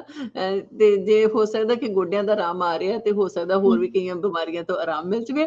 ਤੇ ਬਰਿੰਦਰ ਕੌਰ ਜੀ ਪੁੱਛ ਰਹੇ ਨੇ ਕਿ ਹੈਵ ਦੇ open 491 visa offshore for accountants? ਹਾਲੇ ਨਹੀਂ ਤਰਿੰਦਰ, ਹਾਲੇ ਆਫਸ਼ੋਰ ਵਾਲਿਆਂ ਲਈ ਜੇ ਇਨਵਾਈਟਸ ਦੀ ਗੱਲ ਕਰੀਏ ਜਾਂ ਇਵਨ ਗ੍ਰਾਂਟਸ ਦੀ, ਹਾਲੇ ਥੋੜਾ ਰੁਕ ਕੇ ਆਏਗੀ। ਜੁਲਾਈ ਤੱਕ ਤੁਸੀਂ ਵੇਟ ਕਰਨੀ ਪੈਣੀ ਤੁਹਾਨੂੰ। ਹਾਂਜੀ, ਤੇ ਜੋ ਤਨਵੀ ਜੀ ਹੁਣ ਸਿਚੁਏਸ਼ਨ ਚੱਲ ਰਹੀ ਆ ਕਿ ਇੰਨੀ ਜ਼ਿਆਦਾ ਸ਼ਾਰਟੇਜ ਹੈਗੀ ਆ ਇਹਦੀ ਲੇਬਰ ਦੀ, ਜਾਂ ਹੋਰ ਵੀ ਸਾਰੇ ਟ੍ਰੇਡਸ ਦੀ, ਸਾਰੇ ਪ੍ਰੋਫੈਸ਼ਨਲਸ ਦੀ, ਅਕਾਊਂਟੈਂਟਸ ਕਿਉਂਕਿ ਪਿੱਛੇ ਬਹੁਤ ਸਫਰ ਕਰ ਰਿਹਾ ਸੀ ਪਿਛਲੇ 3-4 ਸਾਲ ਤੋਂ, ਤੁਹਾਨੂੰ ਲੱਗਦਾ ਕਿ ਉਹਨਾਂ ਵਾਸਤੇ ਕੋਈ ਰਸਤਾ ਖੁੱਲੇਗਾ?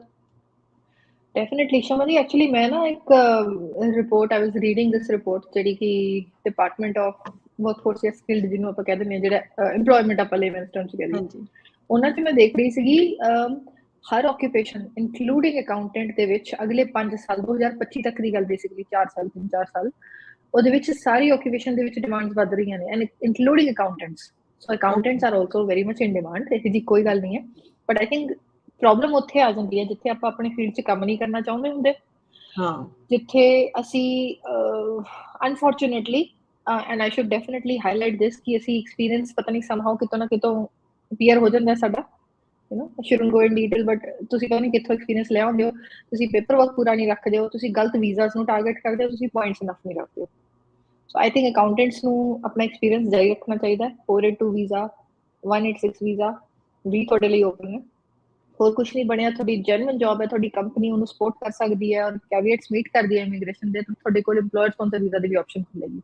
ਬਟ ਆਉਣ ਵਾਲੇ ਟਾਈਮ ਦੇ ਵਿੱਚ when I read that report, teachers की, nurses की, ਸਾਰਿਆਂ ਦੀ ਡਿਮਾਂਡ ਬਹੁਤ ਜ਼ਿਆਦਾ ਹਾਈ ਹੈ। Australia was built on the shoulders of migrants, ਬਿਲਕੁਲ। and that has basically been proven in the past 2 years. Fortunately, unfortunately, ਜੋ ਵੀ ਆਪਾਂ ਕਹਿ ਲਈਏ, and it is going to be a good, ਚੰਗਾ ਟਾਈਮ ਆ ਰਿਹਾ, ਉਹ ਜਿਵੇਂ ਕਹਿੰਦੇ ਅੱਛਾ ਵਕਤ ਆ ਰਿਹਾ। ਹਾਂ, ਬਿਲਕੁਲ। ਇੱਥੇ ਤੈਨੂੰ ਜੀ ਇੱਕ ਗੱਲ, ਜਿਸ ਤਰ੍ਹਾਂ ਤੁਸੀਂ ਕਿਹਾ ਕਿ ਆਸਟ੍ਰੇਲੀਆ ਦੇ ਨੂੰ ਮਤਲਬ ਕਿ ਮਾਈਗ੍ਰੇਸ਼ਨ ਦੀ ਬਹੁਤ ਹੈਲਪ ਦੀ ਲੋੜ ਆ, ਔਰ ਪਾਸਟ ਦੇ ਵਿੱਚ ਵੀ ਮਾਈਗ੍ਰੇਸ਼ਨ ਨੇ ਇਹਨੂੰ ਉੱਪਰ ਲਿਆਉਣ ਦੇ ਵਿੱਚ ਬਹੁਤ ਮਦਦ ਕੀਤੀ ਆ। ਵੇਖਿਆ ਜਾਵੇ ਤੇ ਵੈਸੇ ਸਾਰੇ ਦੇਸ਼ਾਂ ਦਾ ਹੀ ਇਹ ਹਾਲ ਹੁੰਦਾ। ਤੁਸੀਂ ਕਿਸੇ ਵੀ ਦੇਸ਼ ਦੇ ਵਿੱਚ ਚਲੇ ਜਾਓ, ਈਵਨ ਕਿ ਸਿੰਗਾਪੁਰ ਚਲੇ ਜਾਓ, ਸਿੰਗਾਪੁਰ ਦੇ ਵਿੱਚ ਵੀ ਬਾਹਰੋਂ ਲੋਕ ਜਾ ਕੇ ਜਿਹੜੇ ਆ ਉਹ ਕੰਮ ਕਰ ਰਹੇ ਨੇ। ਸਿੰਗਾਪੋਰੀਅਨਸ ਦੇ ਡੋਂਟ ਵਾਂਟ ਟੂ ਵਰਕ, ਹੈ ਨਾ। ਪੰਜਾਬ 'ਚ ਚਲੇ ਜਾਓ, ਪੰਜਾਬੀ ਲੋਕ ਉੱਥੇ ਕੰਮ ਨਹੀਂ ਕਰਨਾ ਚਾਹੁੰਦੇ, ਬਾਹਰਲੇ ਲੋਕ ਆ ਕੇ ਉੱਥੇ ਕੰਮ ਕਰਦੇ ਨੇ। ਮੈਨੂੰ ਲੱਗਦਾ ਕਿ ਜਦੋਂ ਅਸੀਂ ਆਪਣੇ ਘਰ ਵਿੱਚ ਹੁੰਦੇ ਹਾਂ, ਅਸੀਂ ਉੱਥੇ ਕੰਮ ਕਰਕੇ ਖੁਸ਼ ਨਹੀਂ ਹੁੰਦੇ। ਦੂਸਰੀ ਜਗ੍ਹਾ ਤੇ ਜਾ ਕੇ, ਹੁਣ ਇੱਥੇ ਵੀ ਆਸਟ੍ਰੇਲੀਅਨਸ ਇਹੀ ਕੰਮ ਹੈ, ਅਦਰਵਾਈਜ਼ ਆਸਟ੍ਰੇਲੀਅਨਸ ਮਤਲਬ ਕਿ ਜੇ ਅਸੀਂ ਲੋਕੀ ਬਾਹਰੋਂ ਆ ਕੇ ਕੰਮ ਕਰ ਸਕਦੇ ਹਾਂ, ਤੇ ਇਹ ਕਿਉਂ ਨਹੀਂ ਕਰ ਸਕਦੇ? ਇਹਨਾਂ ਦਾ ਘਰ ਆ, ਇਹਨਾਂ ਦਾ ਦੇਸ਼ ਆ, ਹੈ ਨਾ, ਇਹਨਾਂ ਦੀ I think language, Shiva ji, ਇਹਨਾਂ ਦੇ it's like ਲੋਕ that ਨੇ। ਉਹ ਜਿਹੜਾ ਕੰਫਰਟ ਜ਼ੋਨ ਇੱਕ ਜਿਹੜਾ ਬਣਿਆ ਹੁੰਦਾ ਹੈ, we take things for granted। ਮਤਲਬ ਦੇਖੋ, ਸਾਡੇ ਵੀ ਲਵਰ ਕਲਚਰ, ਆਪਣੇ ਇੰਡੀਅਨਸ ਜਾਂ ਪਾਕਿਸਤਾਨੀ ਸਾਰੇ ਭੈਣ ਭਰਾ ਜਿਹੜੇ ਉੱਥੋਂ ਆ ਰਹੇ ਨੇ, ਸਾਰਿਆਂ ਦੇ ਨਾਲ ਸਾਨੂੰ ਬਹੁਤ ਲਿਟਰਲੀ ਸਾਡੀ ਅਟੈਚਮੈਂਟ ਹੈ। ਬਟ ਆਪਾਂ ਸਾਰੇ ਜਾਣਦੇ ਆ ਸ਼ਮਾ ਜੀ, ਇਹ ਉਹੀ ਬੱਚੇ ਨੇ ਜਿਹੜੇ ਕਿ ਪੂਰੀ ਪੂਰੀ ਰਾਤ ਟੈਕਸੀਆਂ ਚਲਾਉਂਦੇ ਨੇ, 12-12 ਘੰਟੇ ਟਰੱਕ ਚਲਾਉਂਦੇ ਨੇ, ਜਿਹੜੇ ਘਰ 'ਚ ਪਾਣੀ ਦਾ ਗਲਾਸ ਵੀ ਨਹੀਂ ਚੱਕ ਕੇ ਪੀਂਦੇ ਹੁੰਦੇ। ਸੋ ਆਈ ਥਿੰਕ ਉਹ ਤੁਹਾਡੇ ਵਾਲੀ ਗੱਲ ਆ ਜਾਂਦੀ ਹੈ। ਆਈ ਥਿੰਕ ਬਿਕੋਜ਼ ਇਹਨਾਂ ਨੂੰ ਇੱਥੇ ਪਤਾ ਹੈ ਵੀ ਇੱਥੇ ਸਪੋਰਟ ਲਈ ਕੋਈ ਨਹੀਂ ਹੈਗਾ, ਪੇਰੈਂਟਸ ਨਹੀਂ ਹੈਗੇ, ਘਰ ਆਪਣਾ ਕਿਰਾਇਆ ਦੇਣਾ ਤੇ ਕੰਮ ਕਰਨਾ ਪੈਣਾ, ਰੋਟੀ ਖਾਣੀ ਹੈ, ਬਿੱਲ ਦੇਣਾ।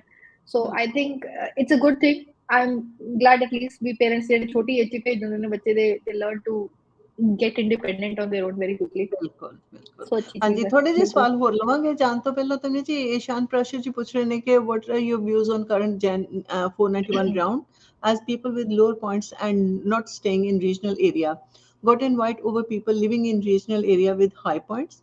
I'm waiting at 85 points without state for Yeah. telecommunications engineering. Is Murray a good RDA to apply in March round or should I aim for Riverina? Look, Ishan, I'll tell you very clearly. March round is going to be very different from all these 3 rounds, जो कि मेरी एक understanding है, because March round apparently is the final round. There is a possibility कि शायद अखीर ਦੇ ਵਿੱਚ शायद New South Wales they may open for another round, या फिर they probably may just open it through the RDAs कि ਤੁਸੀਂ ਆਪਣੇ ਲੈਵਲ ਤੇ ਇਸ ਚੀਜ਼ ਨੂੰ ਟਾਰਗੇਟ ਕਰੋ। So I think Murray is not a bad position area, ਤੁਸੀਂ ਉੱਥੇ ਟਿਕੋ, ਕੋਈ ਪ੍ਰੋਬਲਮ ਨਹੀਂ ਹੈ। The only thing is that ਜਿਹੜੇ ਤੁਸੀਂ ਗੱਲ ਕਰ ਰਹੇ ਹੋ ਵੀ ਜਿਹੜੇ ਲੋਅਰ ਪੁਆਇੰਟਸ ਤੇ ਸਿਡਨੀ 'ਚ ਬੈਠੇ ਹੋਏ ਨੇ ਉਹਨਾਂ ਨੂੰ ਵੀ ਇਨਵੀਟੇਸ਼ਨ ਮਿਲਿਆ, I feel bad for you all. ਤੁਸੀਂ ਰੀਜਨਲ ਏਰੀਆ 'ਚ ਜਾ ਕੇ ਉੱਥੇ ਮਿਹਨਤਾਂ ਕਰ ਰਹੇ ਹੋ, ਰੀਜਨਲ ਏਰੀਆ ਵਸਾ ਰਹੇ ਹੋ, the government should definitely look into that। But I think ਇੱਥੇ ਜਿਹੜੀ ਚੀਜ਼ ਇੰਪੋਰਟੈਂਟ ਹੈ ਉਹ ਇਹ ਹੈ ਕਿ ਜਿਹੜੇ ਲੋਕ ਸਿਡਨੀ ਦੇ ਵਿੱਚ ਬੈਠੇ ਨੇ ਉਹ ਮੇਨਲੀ ਉਹ ਲੋਕ ਨੇ ਜਿਹੜੇ ਸਿਡਨੀ ਦੇ ਵਿੱਚ ਪੜ੍ਹੇ ਵੀ ਨੇ, they have basically spent their whole Australian time there। ਔਰ ਗਵਰਨਮੈਂਟ ਨੂੰ ਇਹ ਲੱਗਦਾ ਵੀ ਉਹਨਾਂ ਦਾ ਨਿਊ ਸਾਊਥ ਵੇਲਸ ਦੇ ਨਾਲ ਕਮਿਟਮੈਂਟ ਥੋੜਾ ਜਿਹਾ ਜ਼ਿਆਦਾ ਹੈ for all the people who've recently moved। That does not mean कि ਤੁਹਾਨੂੰ nomination नहीं मिलेगी। I think March round is going to be a much lenient round। I think हमेशा तो मैं कहती आ रही हूँ इस platform पे भी, on through my own videos also, that New South Wales starts picking up in the second last quarter and they become very open for invitation and giving out plenty of pre-invites and invites in the last quarter। So March तो बाद things are going to be very different। March round is going to be much easier comparatively।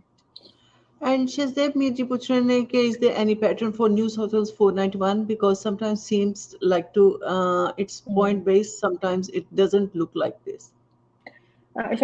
Shazdev, I think your residency, for how long you've stayed there, a बहुत बड़ा impact पाਉਂਦੀ है। And definitely, for example, I've got an invite, accountant the invite, मैं ਤੁਹਾਨੂੰ ਦੱਸਦੀ ਹਾਂ, the person is residing in a different regional area, just recently started working in the accounting, barely has 70 points। ਉਹਨਾਂ ਦਾ invite ਆਇਆ for 491 from a totally different regional area। ਹੁਣ main thing was कि what we had done was we'd selected certain regional areas for certain ਉਹ combination ਬਣਾਉਣਾ ਪੈਂਦਾ ਵੀ ਤੁਹਾਡੀ profile ਦੇ ਵਿੱਚ ਕਿਹੜੀ ਕਮਜ਼ੋਰੀ ਹੈ ਤਾਂ ਤੁਸੀਂ ਕਿਹੜੇ ਰੀਜਨਲ ਏਰੀਆ ਦੇ ਵਿੱਚ ਜਾਓ ਜਿਹੜੇ ਤੁਹਾਡੇ ਚਾਂਸਸ ਵੱਧਦੇ ਨੇ। I think that also makes N impression on the treasury for that matter।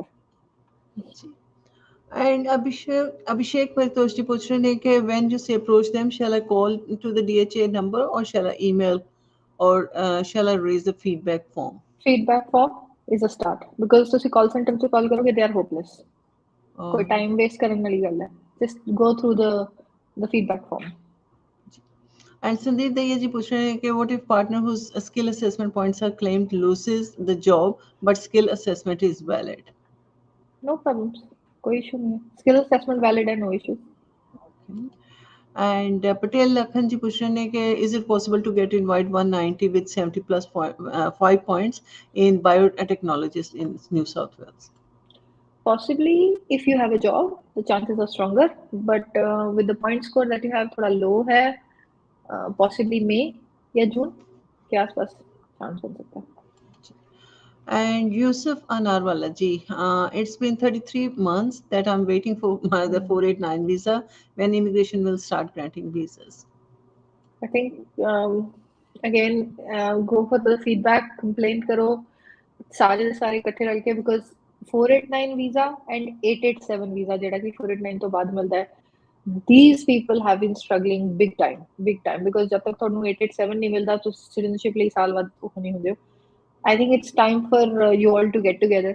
ਜਿੱਦਾਂ ਬਾਕੀ ਦੇ ਸਾਰੇ ਪਟੀਸ਼ਨਸ ਪਾਏ ਗਏ ਨੇ ਇਹਦੇ ਬਾਰੇ ਵੀ ਡੈਫੀਨਿਟਲੀ ਕੁਝ ਨਾ ਕੁਝ ਕਰਨਾ ਚਾਹੀਦਾ, ਬਟ ਤੁਸੀਂ ਇਮੀਗ੍ਰੇਸ਼ਨ ਨੂੰ ਡੈਫੀਨਿਟਲੀ ਅਪਰੋਚ ਕਰੋ ਫੀਡਬੈਕ ਦੇ ਥਰੂ, ਉਹਨਾਂ ਨੂੰ ਥੋੜਾ ਜਿਹਾ ਕੰਪਲੇਂਟ ਪਾਓ, ਡਿਸੀਜਨ ਰੈਡੀ ਫਾਈਲ ਰੱਖੋ, ਮੈਡੀਕਲ ਪੁਲਿਸ ਕਲੀਅਰੈਂਸ ਸਾਰਾ ਅਪ ਟੂ ਡੇਟ ਰੱਖੋ। And Brinder Kaur ji puch rahe hain कि can we apply for a visitor visa for our siblings? Barinder yes I would say ਹੁਣ time ਹੈ, ਤੁਸੀਂ ਕਰ ਸਕਦੇ ਹੋ, ਬਟ ਇੱਕ ਚੀਜ਼ ਦਾ ਧਿਆਨ ਰੱਖਿਓ, ਜਦੋਂ ਸਿਬਲਿੰਗਸ ਦੇ ਲਈ ਅਪਲਾਈ ਕਰਦੇ ਹੋ ਵਾਪਸ ਜਾਣ ਦਾ ਰੀਜ਼ਨ ਥੋੜਾ ਸਟਰੋਂਗ ਹੋਣਾ ਚਾਹੀਦਾ ਹੈ, ਯਾਨੀ ਕਿ ਉਹਨਾਂ ਦੀ EMPLOYMENT, ਉਹਨਾਂ ਦੀ ਫੈਮਿਲੀ, ਉਹਨਾਂ ਦੀ ਟਾਈਜ਼, ਫਾਈਨੈਂਸ਼ੀਅਲ ਟਾਈਜ਼ ਜਾਂ ਪੜ੍ਹਾਈ ਵਗੈਰਾ ਜੋ ਕੁਝ ਵੀ ਹੈ। ਸੋ ਪੇਪਰ ਵਰਕ ਸਹੀ ਲਾਇਓ, ਬਟ ਡੈਫੀਨਿਟਲੀ ਹੁਣ ਟਾਈਮ ਹੈ, ਤੁਸੀਂ ਲਾ ਸਕਦੇ ਹੋ। जी and Vipul Vagasia ji पूछ रहे हैं कि at the time of my 491 visa lodgement my wife was offshore, so she have not get her visa, bridging visa. Can I apply her visitor visa now to bring her here, or she has to wait till 491 visa grant? Before she was on 489 485 department dependent visa, sorry, whole 485 visa expired overseas because of COVID. I think, see, this is one thing, Vipul. There is a provision through which you could get her here and then apply for a visitor visa, bridging visa. But for her to come here, she needs to have another visa. She does not have a bridging visa, which would allow her to travel. Her 485 has expired, but J485 उस time पे valid था जब आपने 491 डाला. So then when she comes here, let's say on a visitor visa, she probably will be able to actually get a bridging visa over here. She'll have to apply for it, but she'll be able to get it. Main thing is that she'll have to come here on some other visa. And Riya Mehta Naik ji पूछ रहे हैं, I work in healthcare sector as a biomedical engineer. My visa expiring in April. I'll be still able to apply COVID visa as border has opened for everyone. Is it good option to apply?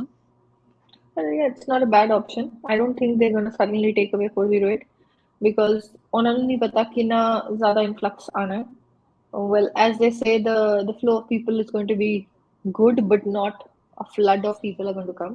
That means we hale bhi oh thoda jata screen karke le aunge.